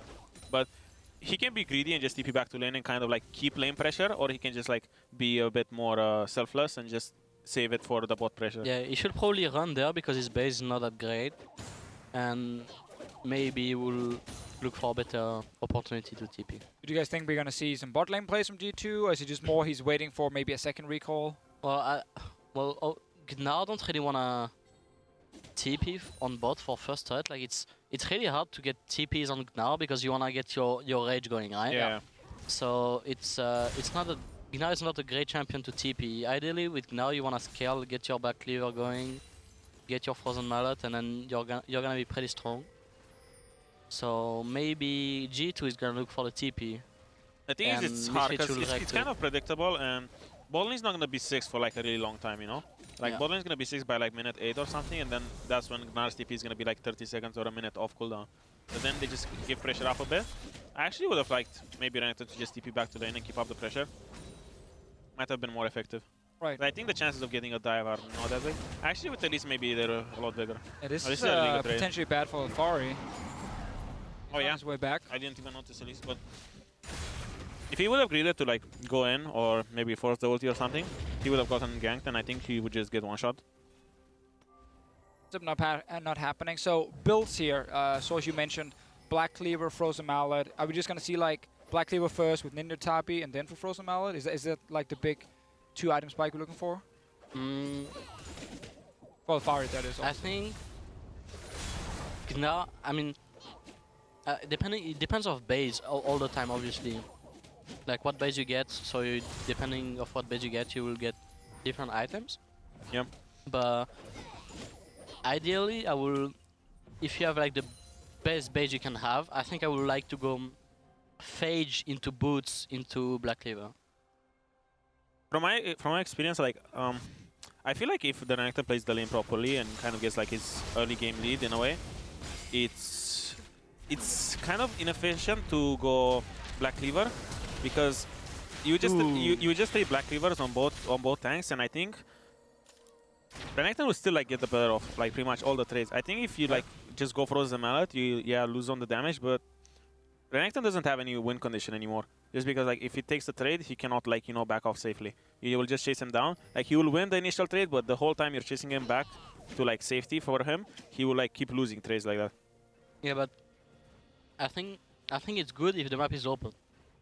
But if both have their turrets, I guess I get too much. Yeah, I guess if it's straight up 1v1, but it's just like I feel like if you go Frozen Mallet on Gnar, it gives you like way more security. You just have like you don't have to worry that much about trades anymore, just because like it's up to Renekton to like to get a bad trade, not up to you to like get a good trade anymore. So it just gives you like more options, I think, overall. Well, Expectors now return to lane again, guys. No TP used on 2 recalls. And now Alfari get his TP back, so obviously not the greatest for Expect, the fact he doesn't use the advantage at all. Yeah, but it's so if you do that, you will, like, ideally you will have do as Odomne said, like just TP back to your lane so you don't lose pressure, and maybe you would have get one more wave up, you know, on the Gnar. The thing is, even what did I want to say? I don't know. The guys here, they're eating a lot of chocolate, so they're talking a little bit slower than normal. The last 2 games, they've been non-stop talking, but right now we're just looking at Expect take it to the face. Now it gets. Oh, they get first turret at actually. What? I feel like Expect has like been having this bot lane advantage almost every game, where we look at him, he just does fine in lane. Coming in though. Yeah, Renekton doesn't know it. Let's see. First dive of the say, is it? Oh, probably. Yeah, I think it is. I think it is. Mega Gnar is on the way. Please no, he knows it. He's gonna leave. No, don't let it happen. Kakao, go. Goodbye. But oh, I remember what I wanted to say. Even though like Renekton didn't use his TP or anything, he still kind of has like that fake pressure, you know, that they can TP. Yeah, the mind game. Yeah, it's just the mind game. Like it kind of makes and G2 always the use that. Yeah, it kind of makes them play safer in a way. Like it just gives them more pressure. Because like G2 could like just perma push bot lane just because they had TP, you know, hard to get ganked. Far needs to be careful now because the bot lane has been called missed, you know, a few seconds ago, and he's taking the trade. I took it to 10, but Renekton's all his skills were on cooldown, so Mitty had kind of like the maybe he could have waited with the trade. Because if we would have stunned as Lulu come, and then Lulu could eventually like cancel jump, maybe. Yeah, probably. Even if he had more rage, maybe he had enough damage. I don't think Alpha would have died, but he could have they could have made him flash at least. Yeah, maybe blow the summoner. I think this is good for G2 though, just because like they initiated it, they're a lot faster. I mean, they got 2 towers, yeah. I think what Renekton here is fine. He can go bot and just catch the wave if Misfits doesn't decide to push for tier 2. But maybe he would have been better if he just sit here and just try to force Gnar off of here. I mean, overall, this is a very tough situation for Misfits. They just lost 2 turrets. They're responding with the bottom one. Yeah. But the lead is actually so massive. It's 2,000 gold at 10 minutes. Exactly. It's pretty huge. Ooh, solo kill. Oh, close enough. Build yourself. Oh. You don't have. Does he have? No, he didn't have it. He have no sums. Perks, I guess Perks just knew that he would survive with like 20 HP. Yeah. Oh, there we go. Renekton ulti. I believe it's a dead crocodile. Yes. He got turned into Lacoste. Nice joke, mate. Thanks. Good memes on the stream. Yep. So, Expect walked mid lane right there, tried to defend, and then realized actually there were multiple members coming from the bottom side. It was a fine roam. It's like well, it's more the fact he went forward there when the bot lane had already gone missing. I believe I had the same situation yesterday. A Malzahar flashed on me and I died. Was that the first or second or third or fourth or fifth death? The third one. First one was 1v1, second one I got dive. Third one, Malzahar came from lane and flash ult. Sad moments. 30 Malzahar players. Definitely sad moments. Because I was sitting and preparing for the top lane stream yesterday by watching your game. I was like, all right, what should I talk to Source about? I'm like, damn, he's dead again.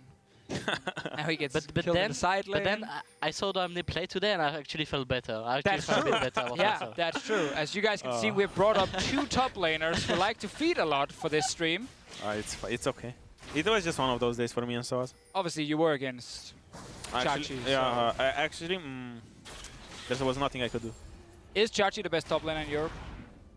Is there best top laner? Is there best top laner? You have his days. Like, I think it's I would rather. debatable. I think I will. It's much better to have a top laner that's more consistent, really. But again, you know, like consistency. Consistency. I help you there. Okay, what Odamne said depends a lot about like the team and the team chemistry, you know. Yeah, I think he's really good.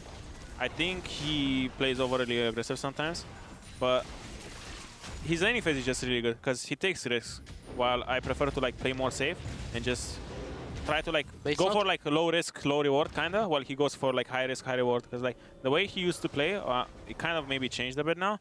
But the way he used to play was like he would disregard jungle pressure and he would just play aggressive. And if the jungler is not there, you would lose really hard. But if the jungler is there, he would die. Because there's like some games like last week, I think it was like I can't remember who he played. He played Trundle. He was like 0-5-0 at one point. Yeah, he got dive a lot. He was against Misfits, Alfari and Kakao. Renekton, Lee Sin, I believe. It was against Alfari and Kakao in that series. I think overall he's really good, but it's always kind of like debatable. I don't think there's like a best one. I think is everyone just kind of has like ups and downs. And it's kind of like, what do you value more? Do you value consistency? Do you value like maybe carry potential? Like today he showed up big. So it's kind of like always hard to judge based on that. Another Rift Herald going down though. So this game, while we were chatting, good for Gnar. Yeah, it's really good for Gnar here. This is one of the moments where you feel like it's definitely worth Especially it. they didn't really lose much in terms of tempo. They had like a slow push going on top, so they maybe lose like here. a few minions on top, but it's a pretty good herald and pretty good timing to do it from Misfits. It's just because like everyone from G2 reset now. Look, so he's going for your build. Yeah, I think you're too smart. But the map is open, as we said, so it's even better. It's just like, I feel like I tried the Black Cleaver one as well. So whenever I trade with him, he kind of like outplays me a bit, and then I try to chase him down, and I just don't have enough slows, you know? So I'll just proc my W maybe once, or maximum twice, and then he'll like keep running. While with Frozen Mallet, even if you have boots level 2 and Black Cleaver, you cannot chase him down? Not really. Because like he would just have like boost level 2 as well, and then he would maybe have like movement speed from Phage and stuff. So it's just kind of hard. At least that's from my experience. And with Frozen Mallet, like, you just chase him. You can chase him from all the way from your tower bot to his tower. A TP flank? Oh, this is good. I believe it's dead Cacao. I think everyone from like... that's really sad. You TP for nothing. They should change bot now. Like, they're really overextended bot. Well, they might be killing Hansama now. They should go for Hansama, yeah? Yeah, they should just go for Hansama because Kalista has ult. Goodbye. At least Mazar lived. Yeah. Good AD. Save the support. Really good setup though, by expecting G2 right there. It was a really good ward. Yeah, deep ward into the TP. It was the only deep ward that they had, no? Yeah, I think so. They have two, yeah. One at red buff and then the control ward. I wonder when did they place it. They probably place it after pushing out bot. Maybe when the Herald swap happened, when they saw pressure for Herald, when they took Herald and they lost pressure on the bot side, maybe. But they should have realized that when they got Herald, they didn't place any deep wards into enemy jungle, but they should have realized that their bot side jungle was warded because they got Herald. And it's just really hard to overextend that point. Yeah. Maybe there are like 3 people there with like the jungler there, and then like mid has pressure maybe and he can move, then it's fine. Because even if they TP, they can match TP maybe and just have like a 4v4 or 5v5. Like still? Oh, yes. there we go. It. Cacao. Oh, and now it's Ignar's turn to TP. Yeah, but I think he should cancel. Yeah, this is good. It's just so hard to TP against Caitlyn. He just puts a trap over you and then. It's the same. If you're playing a Zonia champion against Caitlyn, like Rumble, and you want to Zonia after fighting, you cannot escape. Yeah, it's just really hard. So the ward expect used was actually after he died randomly in mid lane when Malzahar roamed in from bot lane and killed him. G2 walked in, placed a control ward. So it was a long ward, right? Yeah, it was actually a ward. It's been there for like 5 minutes. Yeah, that's what I thought. And then Cacao gets surprised and ends up dying, and then the bot lane dive as well. Really good setup by G2. I think this is good. Oriana should go back to mid lane. Yeah, he's going to like they don't lose pressure at all because they keep the mid pressure up and the thing is they would have go for this player regardless of getting Cacao. Cacao was just like he just happened to be there. Yeah, a cherry on top of the cake. You know, they just wanted to kill their bot lane. They don't even wanted to go for their their bot lane was just really overextended there. So guys, what are we looking at now? We're 17 minutes in, 4K goal lead G2. They got 3 turrets. Like the map is wide open. Will Renekton just keep pushing out a side lane and then look to roam? I think it's hard for Gnar to get pressure on side lane just because like Misfits as a whole is behind. So like you have like half an item more than Gnar. Yeah. Like I think he just pushed the wave and just disappeared. Too. Yeah. I think it's just hard because this is a good shockwave. There's no follow-up. No follow-up. It's actually the same person right here. It's not Odo and Source. I'm just changing accents. The good old accents. We were a little bit concerned. We had the Danish, the Romanian, the French accent, but hopefully people. It's a good fiesta. It's definitely a fiesta. Sorry. Goodbye. They can chase here. He's gonna chase. Oh no, it's kind of over. His team is not coming. They can maybe turn this around. It's hard. So when Alphari is building issues. Yeah, it is. But when Alphari is building Frozen Mallet here and walks into a fight, it's just you can't have really weak. It's just like Gnar's base stats are really weak. You can't really like team fight, you know.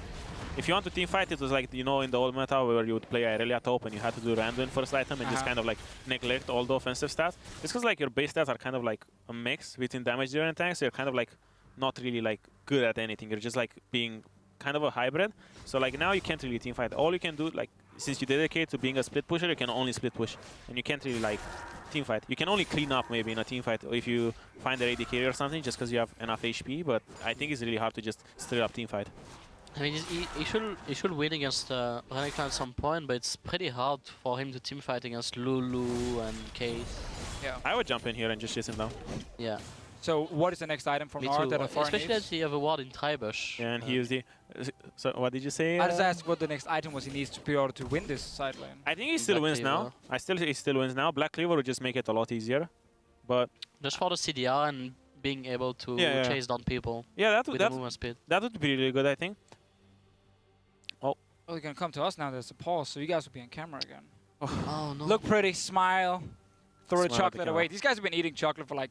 No, I only ate one. Yeah. That's Look at this guy. He has 12 sandwiches in front of him.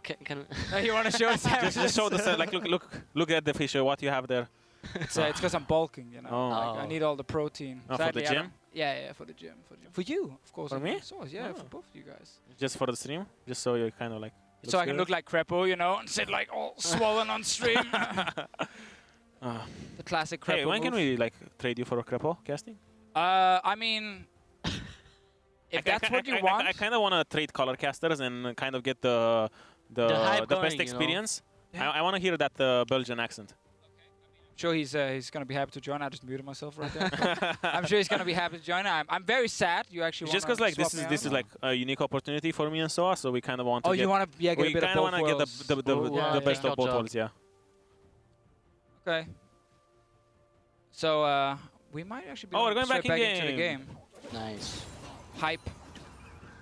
Thought for a That was moment. an intense pause. Yeah, it was actually insane. I'm glad we talked so much about the game as well. Yeah. Talk about replacing What about me scaling? Who have the better scaling?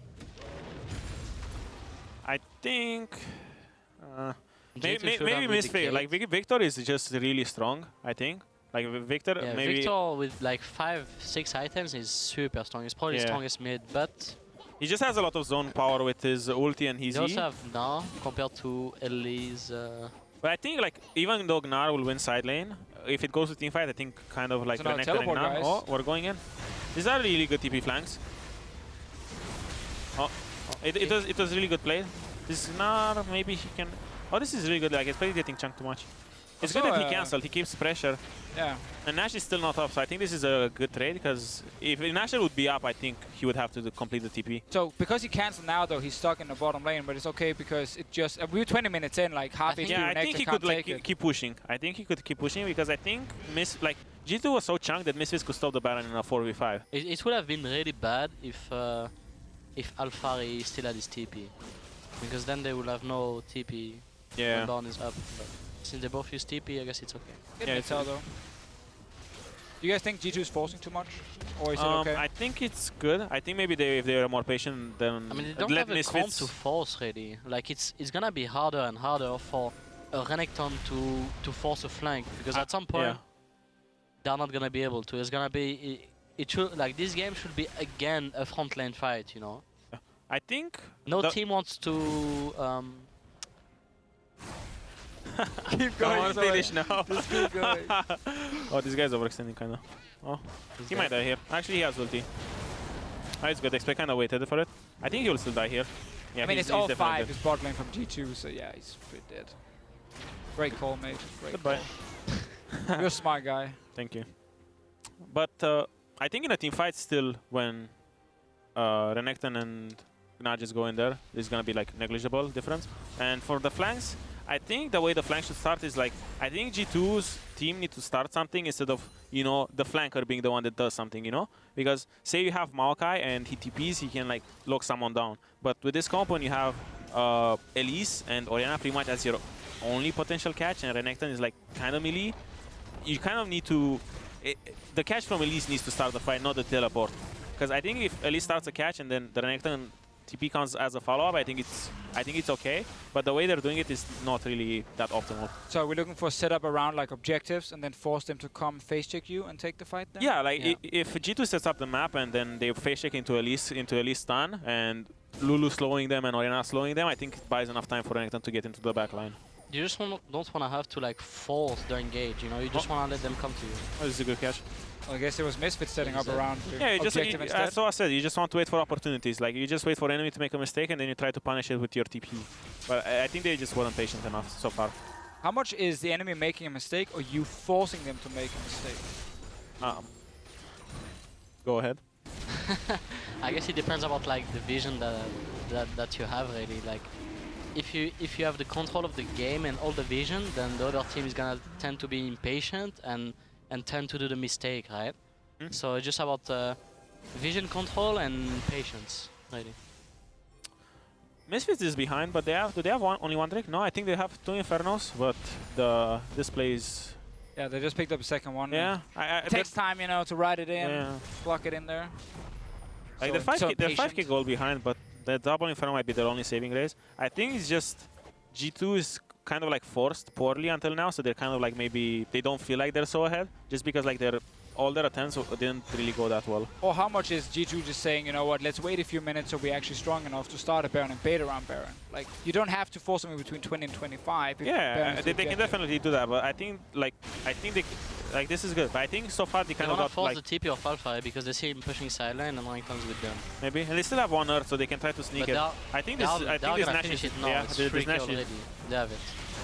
They can, I think Misfits really need to start to force a fight now, but like now it's really far when they walked into the shop. They're just gonna back or a nice boom. Yeah, it's really good using engaged by G2. I think Misfits really, their only chance there was like to force a fight. Like once National is gone, you really need to like force a fight to like try to clean up or just try to catch when they set up the map. But I think it's just really hard now for Misfits to make a catch. Basically smart play from G2. After, you know, they failed to get that last TP gank, they're like, you know what, we wait, we can take the Baron soon, Elise, everything is there. And they just pick it up super clean. Like, this is what I see a lot from the top 4 teams in EU. Sorry, Source, to remove you from that conversation straight away, but I feel like G2, H2K, and also Misfits very often, like, have these really good Baron setups where they very cleanly can, like, start it, and if the enemy shows up, you just turn and fight them. It's just because, like, the game is stalled so much, you can't really crack the base or the inner towers unless you get, like, a really good 1-3-1 going, but if the enemy team is just good, you can't really, like, over-force it. So the only play you have is just the Nash area, just because like if you have vision a lot, you can make so many plays. So it's just the most beneficial place for your team if ahead to just force around. Yeah. Just because like everything else is kind of ineffective to the potential of like Baron baits or vision control around Nasher. Alpha is a bad boy and didn't sell his Dawn Blade to buy some picks. I get flamed by my coach so many times. That's why we need coaches, man. I'm reformed now. I used to sit. You sell your donuts to buy picks? Yes, I sell my donuts to buy pink. Actually, yesterday. No, when was it? No? Didn't play yesterday. You played today. Or was it yesterday in screens? It was something like that. The first time I bought 2 pinks. I sold my donuts and bought 2 pinks, not one. At the same time? At the same time. Did you forget to play? And then you sold your 2 pinks and you bought and then I placed like, I don't need this. and then I placed 1, and then on the next base I sold my pink to buy an item. Yes. So you actually only needed 1 of them. I was being kind of a rebel, you know? Okay. But I'm still proud of myself, you know, I bought 2 pinks. You're showing you could do it, but you actually don't want to do it. Yeah, chase him down.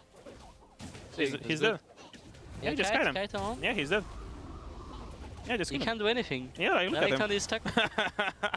Poor Crocodile, he was just like, he didn't know what to do. He just had to run to his team. Yes. As he could, else he would die. Well, luckily for Expect, his team is actually winning the game right now. This looks like a Fnatic game as well. Some Victor going in, tagging turrets. It's hard now, like now the base is cracked. Yeah, but that also happens in the Fnatic games. Yes, they lose their inhibs. We really often lose 3 inhibs and then just try to hold on to our Nexus. Is that on purpose? Is that to get more farm? Yes. We hold on into our pockets. Like imagine, like every lane comes with 2 super minions, not 1, 2. Exactly. Imagine, like if you like farm like that for the next 30 minutes, you probably outfarm the enemy team by like 100 CS. We've seen other teams try it in Europe as well and given us some very long games. I mean, it's a really good strat, but it can backfire sometimes, you know.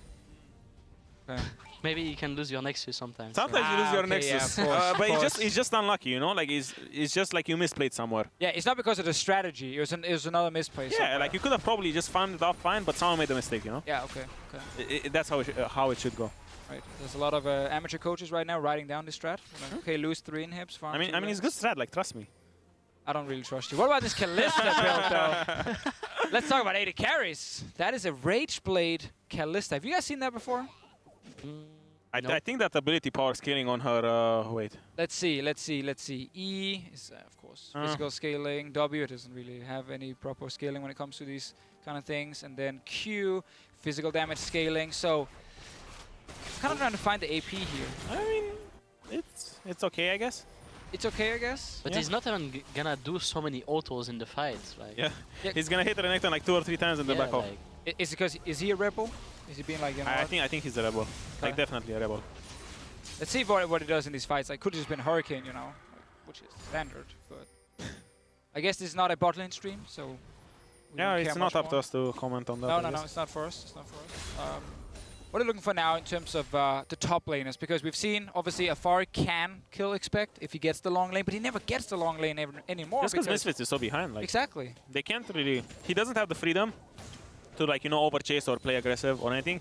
He kind of needs to stay grouped with the team because they're, like, kind of, like, trying to crawl back into the game just because they're so behind. So he doesn't have any options. He just needs to group. They should have just never lost this bound, basically. Even before that, they were like 5k gold behind from... Yeah, but as long as the Baron was not taken, they could have still all into... If the Baron wasn't taken, they could have never get Nexus. So. Yeah, if the Baron wasn't taken, then Gnar could like always pressure Renekton on the other side lane. But yeah, if you don't lose Baron, you don't lose the Nexus. No, that's true. True. It's a very good strategy. Very good point. We're getting some of the big ones in here. So like right now, we're kind of just waiting for G2 to go for the next Baron, and the Elder Drake has been taken by Trick right now. Oh, sorry, not the Elder Drake, the Infernal Drake. And then like G2 will just get another fight. Oh, it's not even Infernal Drake. Man, but look at the icon, it's red on the left corner. I mean... thought it's Infernal, not that stupid Clown Drake. Why are you judging the dragon by its color? Just because you think it's red, you think it's Infernal? I mean, it was red in the left corner. I mean, it was a white Drake. You're just being a bit like, you're a bit of a naughty boy. Okay, I'm sorry. Yeah, Very you better sorry. be. I'm so sorry, Ram. I'm really sorry. Yeah, get your facts straight next time.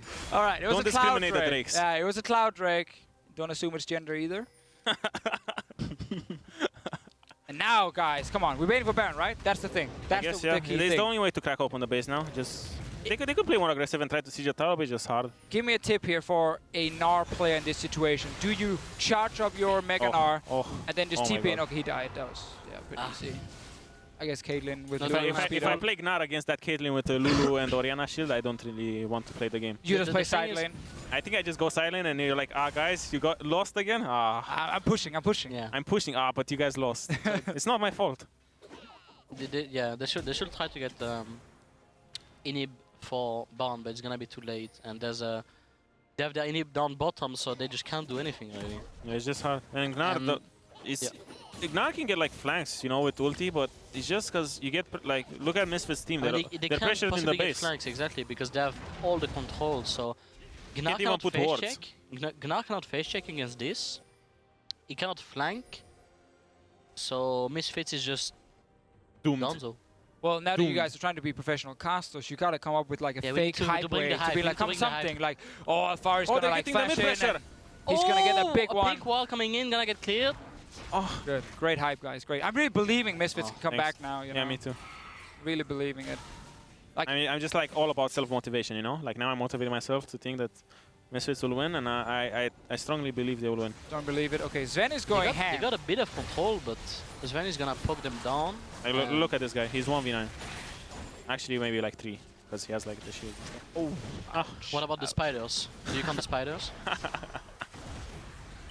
Oh, now they kind of reset the fight, but it's impossible to walk in there. Ooh, gonna get some vision. We're obviously using Misfits vision right look now. At this ball. Oh, I knew it. No. But like, look at the bot wave from look at the bot wave from Misfits. It's just pushed at the Nexus as well. Oh, inhib is up. They're probably gonna lose inhib with this wave if nobody goes bot. It's just hard to go bot. Look at G2 though. The minions hitting the turrets, not the. If we actually put on the full vision, you can see G2 is rushing for the base, and then they realize they can go back and take Baron. Because we were looking from Misfits' point of view, just being like, they can't see anything. Like, you have no wards, there's nowhere to TP. You now went bot position. Oh, Kakao, he's hiding from control. He's gonna steal it. They don't see him. They know. Oh, they are looking to fight. I think it's their only play, honestly. They can't really do much. Good play from Mithi to not get the bounce stolen. This is good. Alphari did the best he could there. It's like they can safely disengage now. Maybe Elise dies here. Zoning them. Elise can just flash. Trick is gonna die. But it's still fine. Like get GA popped. The thing is that was the best like Misfits could get. Gnar got ulti on 4 people into the wall. Yeah. But it's just like they have QSS on. Malzahar got the kill. A bit unfortunate. he will build his Liandry just now and it looks like OG. When OG play, Peki get all the kills. I noticed. I know. It's just like you don't really want to kill stuff from your owner. Like, you kind of have to respect it. Be like, there you go, you take it. but now it's not looking so great for Misfits. I think the best player Misfits could possibly do now is leave their inhib so they can get more farm. Yes. Now is the time. Now is actually the Fnatic time where you strategy. give up. Actually, if you want to take it the next step forward, and you can even give up the Nexus towers, because this way, if the enemy team wants to push, they cannot get any more gold. Because it never pushes back. I mean, it will push, but the thing is, they have no towers to take, so there's no gold to get taken. And the only way they can get gold is if they hit 50. They can get 50 gold on the Nexus.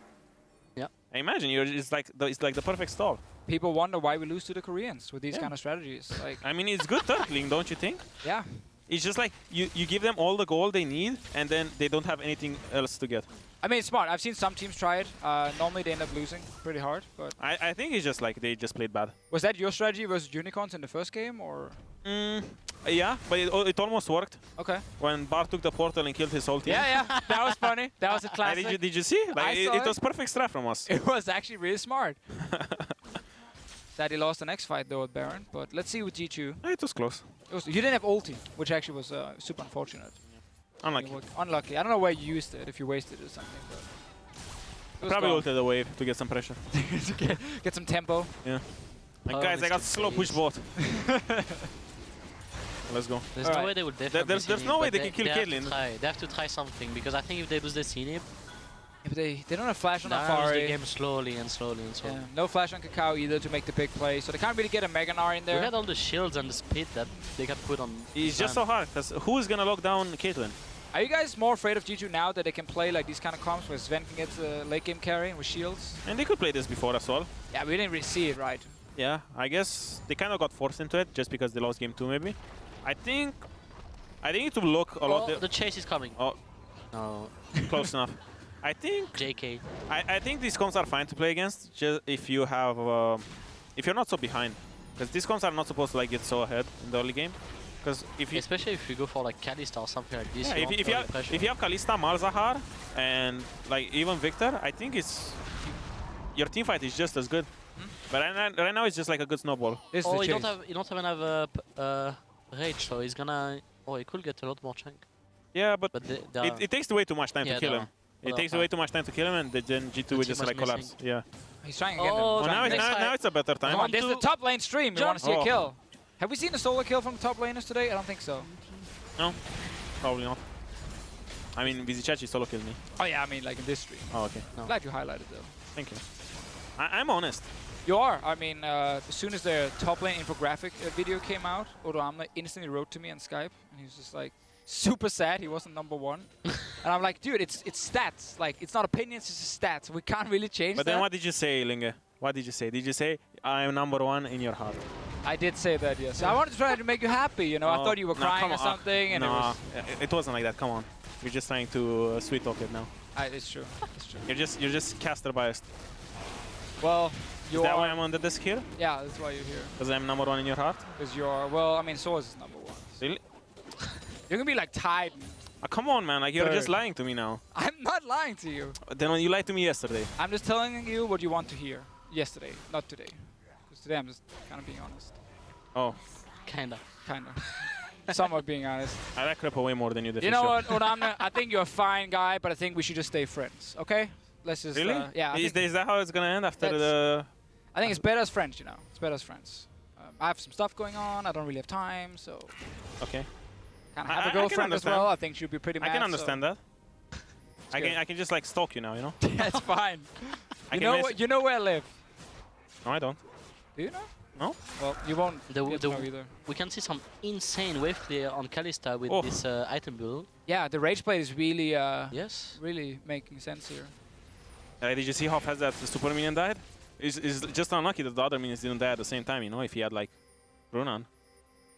The Hurricane? I've never seen Kalista build a Hurricane before. Yeah. I think like it's just like the core of Guinsoo is just like the most mainstream thing, you know? I honestly think you should just go for Lich Bane now. Hey, we saw a lot of Lich Bane today. LeBlanc Lich Bane as well. Which obviously... Was it good though? They won, so... Well, it must be good. Based on that, it has to be good. Actually, I think we lost because we didn't have enough Lich Banes. I could have built Lich Bane in my first game. Oh, there we go! Sven Damn, he flashed the wrong way! And he's... Oh. This is it, man! Yeah. See, guys, this is why you hype up the comeback. Oh, I'm kind of late to hyping it up, but Misfits did good, yeah. I mean, that was a sick way by Kakao. And then the classic mind games forced the enemy AD carry to flash the wrong way. Actually, I love it when the enemy, at least on Kaelin, when he flashes it, then he eases back to where he was. It's like I think Sven just didn't expect the lead to go at all. Yeah. Honestly, so he just panicked a bit. Honestly, Sven, if you would expect that, he would just like QSS and just flash away. Yeah, that's what he tried to do. He does that so many times. That's what he tried to do, but I think he just panicked. Yeah. Because he didn't expect it. Imagine how would it be now if Misfits just ends the game. That's what happens when a game is like so slow. Yeah. Then you just tend to... You lose focus. You get complacent a bit because you just think you have it in the bag.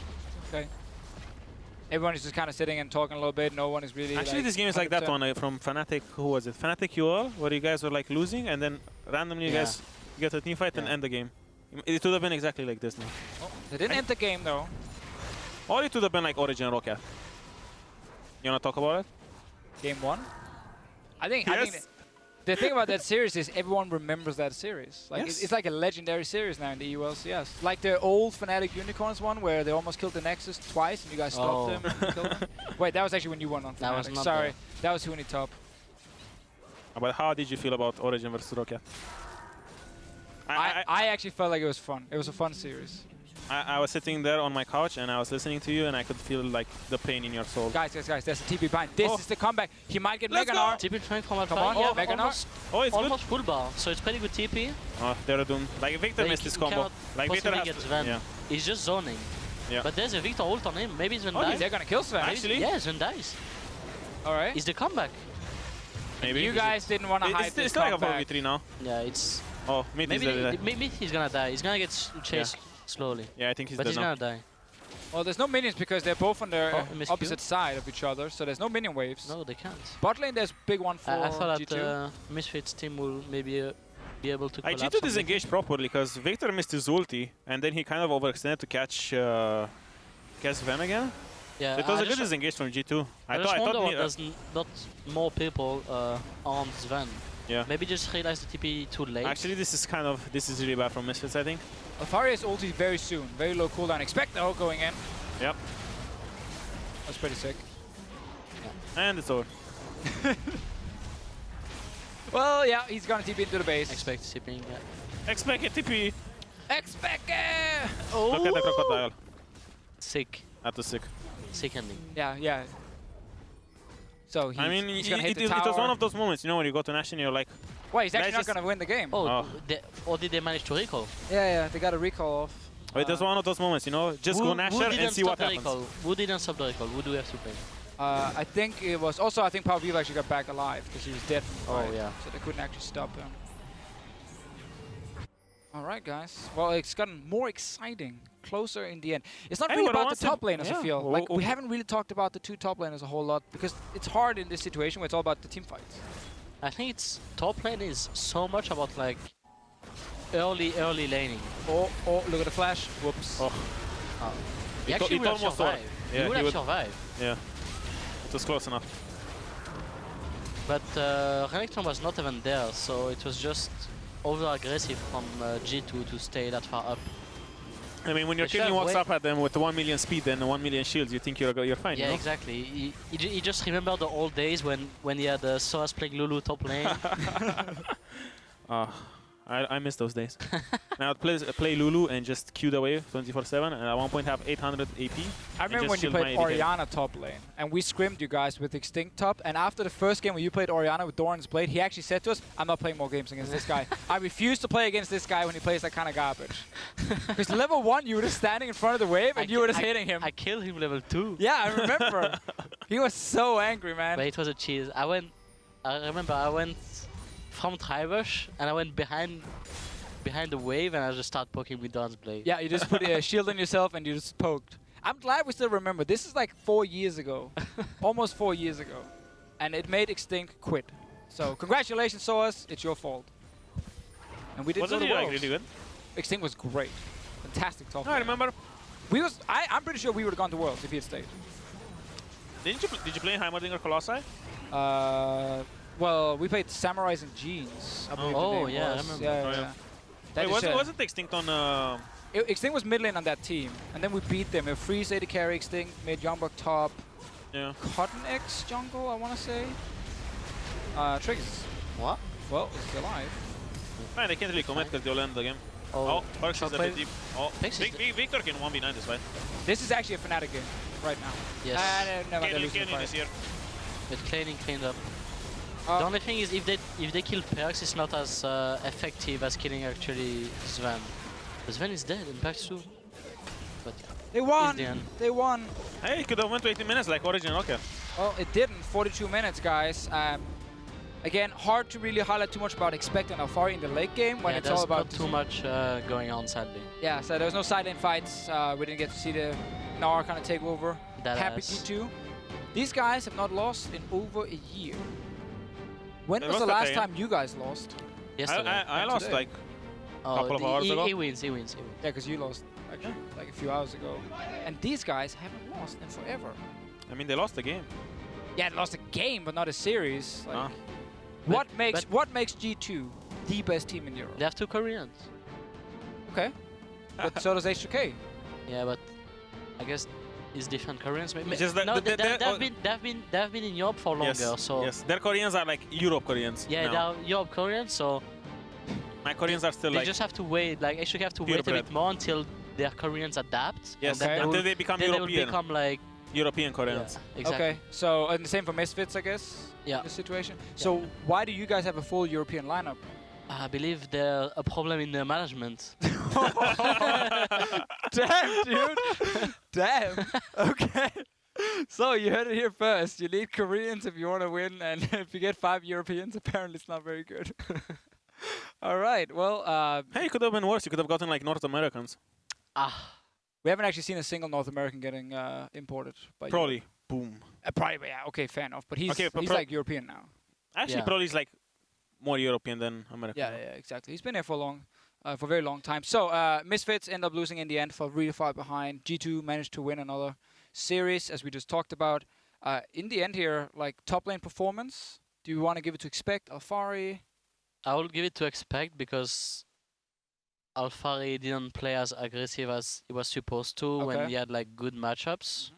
I think he fell twice on the Renekton to play more aggressive, and on the first game he failed to play aggressive, and on the third game it looks like maybe it was the same a bit as me. Like I don't really know the matchup plays out because I didn't play it. I didn't play it for a long time, and it was maybe the same case for him, so I didn't really know to play the matchup with the. Yeah, usually when you. I have to cut you off actually, again? mate, because we have an interview coming soon. I do it every single time when Odo Amne is about to talk because I'm like, I really want to hear Source opinion. I'm gonna cut you off, and we need to go to the analyst desk now. Right now, come on. We're going to an interview very, very soon. Okay. Very soon. I was just told like, stop talking, tell Odo Amne to shut up, and I'm like, okay, I'll tell him. 10 seconds is counting down as well. So very soon we're gonna go to this interview. I believe it is with Sven, who's okay. You get to toss to the interview right now. But I can't hear anything. Just say it. Okay. We're going to the Sven interview now. Chicken. Boom. Thank you very much, Quick Shot. I am, of course, joined by the victorious Sven. So 3 games, kind of crazy games as well. The first thing I want to ask is just how are you feeling after that series? I mean, I'm happy we won, right? We beat every team so far, and Misfits was a good team, and it's nice to beat the second best team in your group and everything, but at the same time, our games were not very good. I think in game 2, our lane swap was really bad, and we kind of screwed up in the lane swap. We got caught mid, and the game was very messy. In game 3, I think we had a pretty good game overall. We played our win condition pretty well, and I think we played the entire game very good until the point where we were dying a little bit here and there. I got insect, which I feel very embarrassed about, but I mean, yeah, I think game 1 and 3 were good on our part, and our lane swap was really not that good. All right, so looking at that, how did you adjust coming into game 3? What was the discussion like around the team when it came to kind of correcting what went wrong in game 2? Ban Nautilus. That was like the TLDR of the discussion, was ban Nautilus and play same kind of like competition if we could. But they first picked the Malzahar, but they got the Malzahar. So we changed up our graph a little bit with the Caitlyn, because you can pressure lane very hard before level 6. As you saw, we got the bot tower in this game, very early in the game, which kind of nullifies Malzahar's level 6 power spike if his tower dies before level 6. So, yeah. one thing that I noticed is you were constantly on the front line. You brought up kind of that insect play, the one circumstance where it feels like you got caught out, but where do you get the confidence to play so far forward as Caitlyn in these games? I mean, I have my fair share of experience with playing frontline AD carry comps. Even back in 2015, I was playing this kind of comps with Kog'Maw, Kalista, Jinx at Worlds 2015. So I kind of know what it means to be the frontline AD carry when you have Orianna or Lulu or Cillian, you know, these kind of champs that can buff you up and speed you up. And if you play well, there's nothing that can kill you, except for a good insect kick, which is my fault. But if I play it well, there's nothing I can do. I can hit towers, I can poke them, and they can't do anything about it if I play it correctly. But yeah. All right, well, G2 clearly still the top team in Europe, but Misfits, H2K, Unicorns of Love, these guys are all playing games and doing quite well as well. I want your opinion on who's number 2 right now. If G2 is number 1, what is the second best team in Europe? Well, I was going to say H2K, but they got 2-0'd by Unicorns just before our match, so I'm not sure what to say because I thought H2K was the best team. They have good players, good macro. They seem like a solid overall team, but they lost to Unicorns, so I guess it's like us, then a tier of Unicorns, H2K, and Misfits, and then I think it's Splice, then Fnatic, and then the rest. All right, final question to kind of round this out. You guys at the top, continuously winning, no one's beaten you in a series. How do you guys stay focused on improving when you're so dominant in Europe as a region? I think we have lots to learn. It's hard to learn when you're the best, but I don't think we're that much better than everyone else. I think we learn every day. We play in scrims, and LCS we learn a lot more as well. I think today we have a lot of things to learn from, so I think it's not that hard to learn. I think we're not that much better than everyone else, just slightly better. All right, well, thank you so much for taking the time to talk to me. Congrats again on remaining undefeated. That's going to do it from us. We're going to toss things over to the post-game lobby with the top laners to break down the day.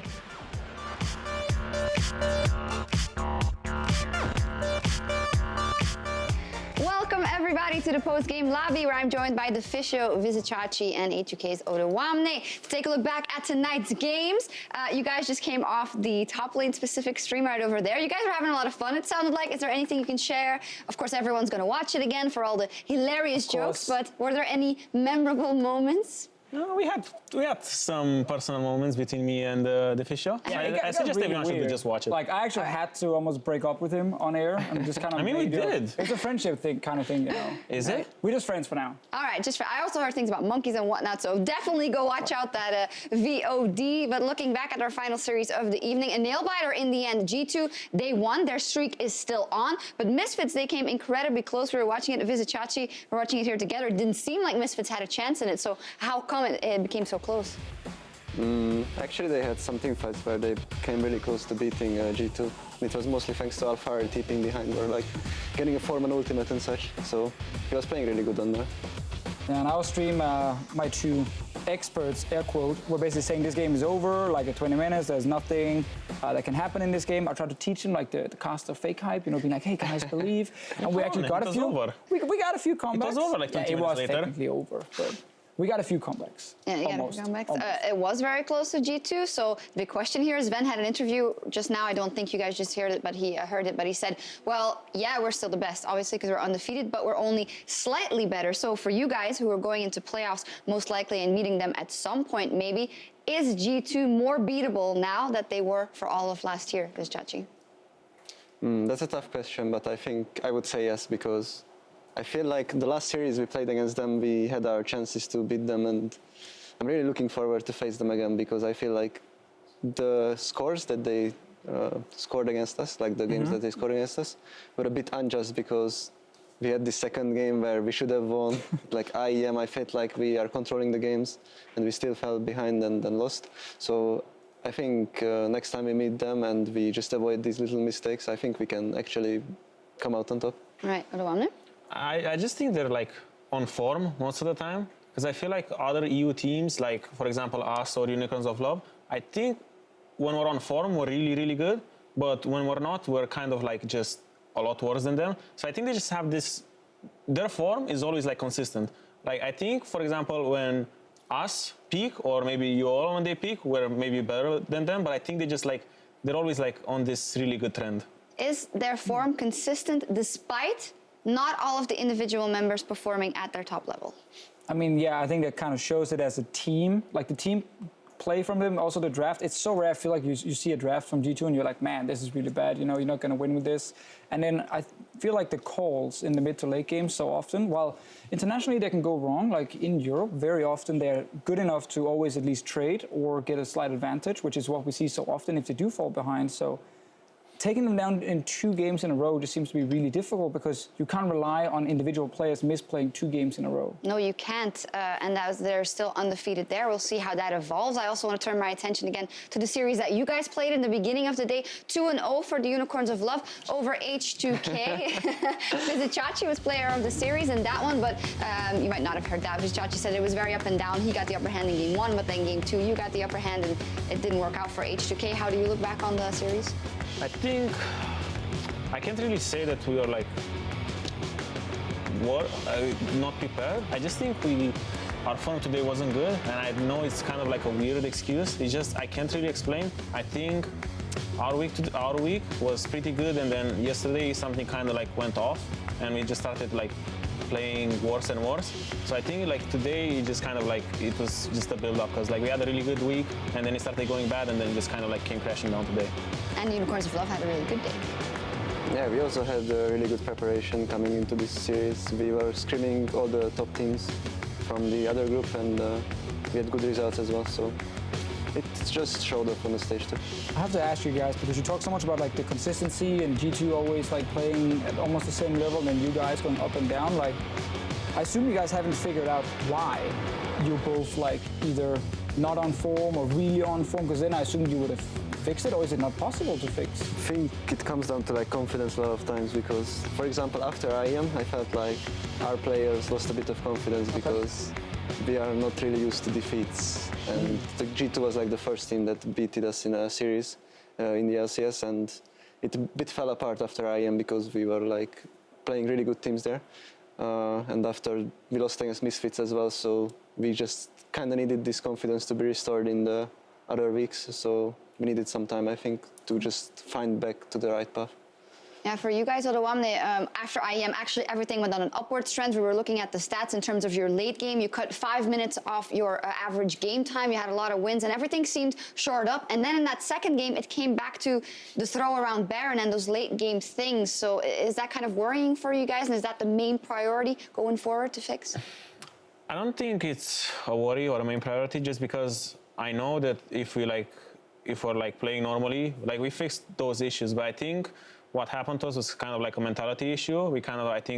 This week we kind of got complacent just because we had such good weeks and screens were like going really, really, really well for us. And then we kind of just got complacent, I guess. So kind of that's what happened, I guess. Because I don't think our mid and late game on a normal day was bad. Because I think if like the H2K of last week would have showed up this week, I think game 2 was like easily winnable. After that early game, we had like really good leads everywhere, and we had a lot of pressure. And I just think, I don't know, something happened really, really weird for us yesterday, and I think it just like kind of destroyed this week for us. Right. Yeah, that seemed like the case because all the analysts had you guys pegged as the winners, and I think going off last week. Going off last week, that was also realistic. I mean, of course, you know, you had, as Chachi talked about, you know, Unicorns were kind of shaky a little bit after IEM, and then you guys obviously were looking really good. So there was that big change because Misfits beat you guys, and then you beat Misfits pretty easily. So I think it's always fun though with the top 4 teams in Europe right now because they can look so good and then they can look so weak. What's fun about that? Time. Well, it's fun because you never know like what's going to happen when they play each other. Right. But obviously what happens is when they play every other team in the league, you guys tend to win pretty easily. Right now, I'm not sure if you think maybe Splice can come up and challenge the top 4. Actually, versus Fnatic, we struggled a bit last week. Okay, but that's because you were shaky, right? I mean, when you're on form, then it's fine. Like I think maybe Splice is I think Splice is Splice can come back, I think. Yeah. It's just like their start of the season wasn't that great. And I think last week, they had really good games. So I think they kind of like get back into that form they had even like when it approaches playoffs. Like last in summer split, we played them in playoffs and they just did really well. And overall, their like season that time was pretty good. So I think they can kind of go back to that form they had. Are our top teams better this split than last split? Like, will we have a more competitive playoff? I think yes. I think maybe when playoffs come, if everything goes according to plan for us, I think we're going to be better than our old version of H2K. And I think you all improved a lot as well than last year. I think their roster this year is way better, just individually. And I think their team play is way better than last year as well. So I think there's many teams that can give G2 a run for their money. Yeah, we'd love to see that. Let's take a look at how the standings look at this particular moment in time after tonight's matches. The Unicorns, they have taken first place in their group after a win, obviously, today, now on 8-2 over H2K at 7-3. And G2 is still undefeated, 10-0. Upcoming matches for both Unicorns of Love and H2K are both going to play Splice, OG, and Vitality. So it is very realistic that nothing changes anymore, or nobody leapfrogs anymore, because I don't think you guys should drop a series to those, or is Splice the possible trump card in there? Yeah, it's unlikely that we will drop series against Vitality or OG, but Splice can be a problem because we saw them winning a game against G2 as well, I think last week. Yeah. So Splice is definitely someone we should take really seriously because I actually consider them like a top team. And obviously you're playing for the bye, whoever ends up first for playoffs. How much are you thinking about that at Omni? I just think after today's result, it's hard to overcome Unicorns. I think even if they drop a series maybe against Splice and we get like 3-0 against like all our other teams, I'm not sure if it's like game differential or head-to-head, because if it's head-to-head, then you all will just like go over us. But I think right now for us and for me and my team, I just want to like focus on getting back on form for these 3 games, because I feel like every time we played in LCS, we had really good forms, and when playoffs came, we kind of like always crashed. Like we always got off form. So that's kind of what happened today, and I don't want that to kind of happen for playoffs. Yeah. And also you guys, like both teams, if you look at the entire last year, they would enter playoffs and then it would kind of fall apart a little bit. You guys obviously were playing for 3rd place. You guys were playing for 3rd place as well, obviously faced each other. Like this must be the year where one of you 2 guys from Group B will make it all the way to the final and then take on G2, I assume. It would be a massive disappointment otherwise. Yeah, kind of, because every time we went to playoffs, we always ended up in the 3rd, 4th place match, and we're kind of like, everyone's saying that we're kind of cursed in a way, like Team Liquid in an A. But different kind of curse. Kind of, yeah. But I just, it's hard, just because like I think everyone wants to finally stop going out in semis, and I think everyone just wants to go in the final now. Yeah, without being biased, of course, it would be a nice storyline if someone takes over the throne, because then we have a new rivalry. Well, I also like the fact that we've had a team that's been so good and so consistently good, because you get rewarded, you know, for that. And every other team wants to try and become what G2 is at the moment, and that's also a very cool storyline. I just want competitive playoff. Like I want full BO5s, especially in the final, because I think it's going to be super hype in Hamburg. Yeah, definitely in the Barclaycard Arena over there. But top lane week, so let's talk some more top lane. We talked so much on stream, and it was boring matchups, almost nothing happened. It was really boring, yeah. It was like the Nautilus mode kind of. Yeah, exactly. We're like, oh, no. Yeah, but we had a blast over there. We did. We heard it. It sounded like a lot of fun. Yeah, it was a lot of fun. But I mean, Chachi, what do you make of these top lane matchups? Like, I feel like I need to see the like Camille versus some other carry to get super excited sometimes. It happened. Yeah, you saw Camille Renekton, you saw how that went. I saw that one. It was exciting. It was fun to watch Chachi just kind of destroy Odamne up in that top lane. But like, when you get these tank v tank matchups, it's like as a top laner, you yourself you're probably just thinking about what to do with my team and not what to do individually. If it's tank versus tank, you just farm it up and then look for the rotations. But I personally prefer the other matchups as well, like going Camille versus Renekton. I like this one because it favors Renekton, but it can still go either way if Camille gets a bit of help and like gets rolling or something. Yeah, like Renekton just goes off in laning phase really hard. Like in our game, we kind of messed up some ganks, and you just kind of like, you didn't really lose much from any ganks just because we messed them up. And then 1v1, you're just like straight up stronger, and you play the matchup well, so it is just hard to like find windows. But like if Camille goes through laning phase and gets her like Trinity Force and Titanic, then if both top laners are even, then Camille will like take over the game really hard, and then Renekton will start being like super useless. But if Renekton gets a lead like that in early laning phase, it's just impossible for Camille. Right. I think we have a lot of topical questions too that the people sent in, because earlier we asked you guys at home to tweet at us using the hashtag #AskATopLaner to our guests so we could ask them about their knowledge. And Pumpkin Bat asked, what goes through your mind when you see 4 enemy team members coming at you when you are under tower? And this is something that sadly happens, or 3 members, and sometimes 4 of his Chachi. That actually happens quite often. Yeah. I think you just think about that you should try to take the wave or suicide for the wave or do something about it, because if you take the wave, their pushing power obviously just decreases a lot, and that puts your team ahead in tempo. So you can maybe get a turret or two. Meanwhile, they get maximum one, and even if they kill you, it's like not really worth it for them. See, that's on the one side of the brain. The other side is the big highlight. Like panicking. Yeah, come on. I can take these guys. Yeah, come on. we're talking to you beforehand, Chachi, about how he thinks about those trades, like the one that happened, I think, in an H2K game as well, where you got a kill in the return and you said, well, if it's a 1-for-1 and if I can get it and if that chance is there, then I am always going to go for that. I think that's a difference between you two. I think you might be more safer in that regard and go, okay, it might be a 1-for-1, but I'm just going to try and not die in the situation. Or is that a wrong perception? For example, like in normal laning phase, if I can get like a kill on someone and I don't have vision, I won't go for it, because if someone's there, then I just die and then I kind of blow my lead. I just take like, the good trade and just set my lane for like the next couple of minutes to just be fine. Yeah. That is why Chachi is #1 in the statistical rankings, and no, it's not. I guess, yeah. No. I actually wanted to ask you guys about that. If you said, well, obviously it's a good ranking, but it doesn't mean that much to me. And Odawamne, of course he likes the ranking. He's like, yeah. Being #1 is really fun. good. Yeah. But you don't need to be celebrated for that, or specifically. I mean, I think it's accurate in a way. I think it's kind of like, maybe for like #1 and #2, it's just kind of like what people value over each other. So I kind of think like, stats are kind of like representative. I think they're like kind of like a good big image. But if you want to like nitpick it, I think then it starts becoming hard. Yes. If you want to like pinpoint like who's first, who's second, who's third, then it starts kind of being like kind of difficult. It's because like there's different factors, and for some people, some factors value more than other people. Because for example, when we did the stats thing, it was like kind of like based on opinions on like what everyone values, and then it kind of made an average.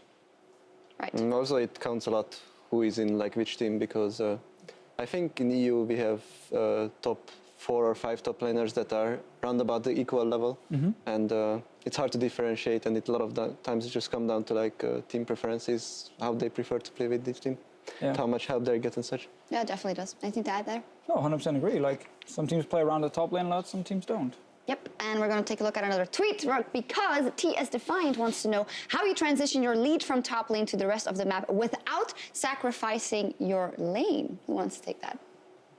You want me to? Okay. No, you can take it. If it's like normal laning phase and the tower doesn't go down, then it's kind of hard, because you always kind of have a trade-off in like pressure and farm to just kind of like transition that to mid lane. But if the tower goes down on top lane, it's a lot easier to just push a wave, and then you have like 30 seconds or 1 minute of like free roaming, So it's like, you pretty much need to roam. Once you get like the tower, it's kind of really selfish to sit in lane and try to like, solo enemy under his tier 2. So you kind of just want to like push a wave, get vision, push a wave, go back to roaming. So it's pretty much just that, I guess. I actually think this is something we saw H2K do at Worlds really well with you, when you played like Jace and all these different top lane picks.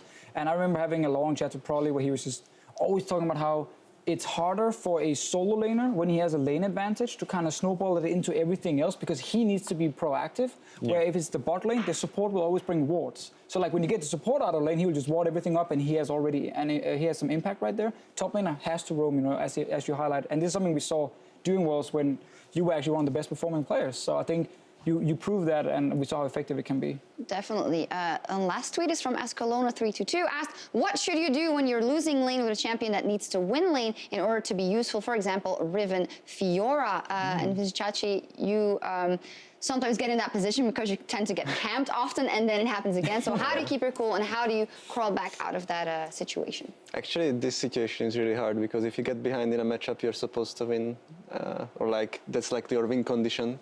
And if you fall behind, you can't do anything. It's a bit hard.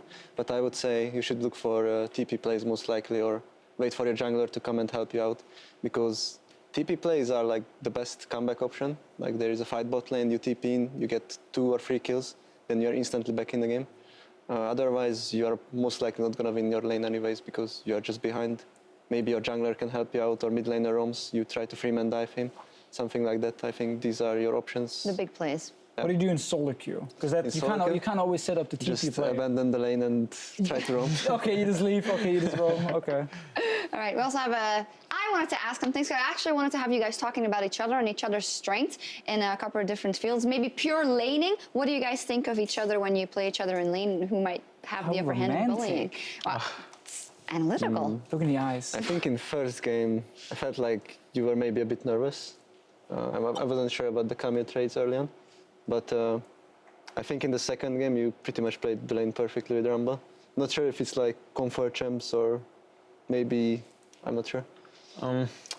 Like first game, it's just I kind of got used to like playing with Renekton's that are like not aggressive or like not playing the trades properly, you know. So I would just like get away with the lane, like going equal most of the time. So it kind of just got like hard when you started playing like the lane as you're supposed to. So then it just kind of got like really, really hard for me to do much. And the second game is just like I think I just got counterpick. So I just played as aggressive as I should, and most of the time I knew where jungler was. So there was like kind of no threat on me. Because like for example, you guys did the raids red golems, and then he bases because he can't gank me. So I don't even need to ward. I can just play for the first 5 minutes in your tower, and nothing will ever happen to me. So it's kind of like that, I guess. What about in general, aside from this series, in terms of laning? I think Odamne plays generally really solid. Like the laning phase, the TPs, everything is usually on point. So I think Yeah, really well. TPs was my second one, but apparently nothing but praise for each other from the top laners. Now kiss. Only with you. Damn, I told you. Moving on then, we have one more day of matches to close out week 8 of the spring split. It's going to be Roccat versus Giants and Splice versus Origin. Now, 2 days ago, you might have said, oh, Roccat versus Giants, okay, bottom of the table clash, maybe not the most interesting, but boom, Roccat, they leapfrogged over Giants the other day after getting their 3rd straight win over Fnatic, so that's a very interesting matchup. Yeah, and I love that both teams on Twitter, they don't talk about playing each other for like avoiding relegation, they talk about catching Fnatic. Yeah. So I think all the Fnatic members are going to sit and watch this game and be like, damn, you know, if Rocket wins, they're going to tie Fnatic on overall wins in the standings, and then it gets really scary. Giants obviously want to win, obviously, to avoid promotion tournament as well. It does get scary, but you guys are over in the other group, and if you look at that, okay, Misfits, obviously, a very strong team, G2, undefeated team, but it looks like whatever team comes out there and does still make it in playoffs might not be the hardest opponent and might not have that big of a chance in playoffs, or is that a bit too harsh for me, Vizchachi? Probably not, because in Group A, the top 2 teams are G2 and Misfits, and I don't think anyone else can really like be up at their level. Yeah. So I think Group B is like stronger in that way. It's kind of the same story for us though, because like whoever's gonna get 3rd, it's probably gonna be Splice, you know. But like if it's gonna be Origin or Vitality, it's kind of like the same story for the other group. Like they won't really like care, you know, who goes 3rd. It's kind of, but I guess the only difference. Splice is way better than Origin Vitality. Yeah. Like for us, it's different story. Just kind of like Splice is kind of locked in to 3rd maybe. So there's still like a tough opponent, but I guess for Group A, it's kind of like I still think Fnatic is better, but I think they're just kind of like overall weaker than our bottom 3. Yeah. Do you think Fnatic finds their footing in time? I don't think they have enough time. Like, that's kind of the problem. I think they're still trying to figure out what is our problems, and then they also have to figure out how do we fix our problems. You got 3 weeks. And it's not like the rest of the teams are just going to do nothing. You know, they're obviously going to work a lot, and they already have the foundation. They have a lot of things working for them. So I think going into playoffs, no matter who gets 2nd place in your group, you're going to win the quarterfinal against, is it Fnatic, is it Rocket, is it Giants? And I actually think Splice have a pretty fair chance against Misfits. I think it would be a fairly close series, and there might be a world where Group B ends up sending 3 teams to the top 4 in playoffs. Well, not saying it will happen, but I think there's a we'll chance. see. In any case, it will be very, very exciting. I want to thank you guys for joining us today, Top Lane Stream, and you for joining us on the analyst desk, and you for, you know, what you usually do. Whatever. Facilitating everything. Thank you guys so much. For us, though, it is time to log out of the post-game lobby. Thank you for watching, and we will see you tomorrow at 4 p.m. Central European Time as the Top Lane week and week 8 of the spring split comes to its conclusion. Have a great night, everybody.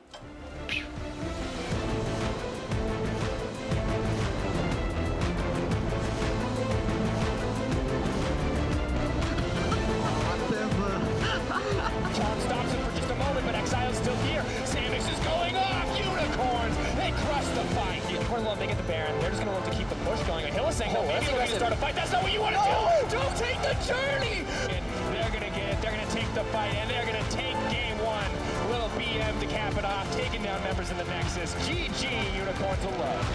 Cersei on the way up. Is Itachi going to flash to safety? Yankos has he overcommitted. Staggering blow, no Titan's Wrath.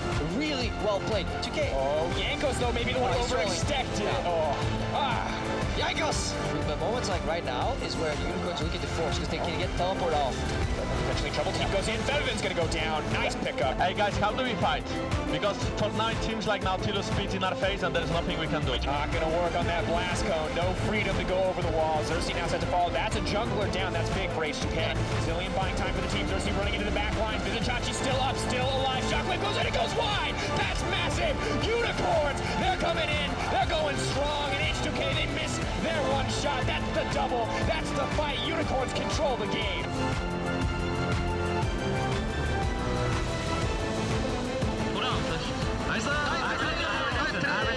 Redemption. That's one and two.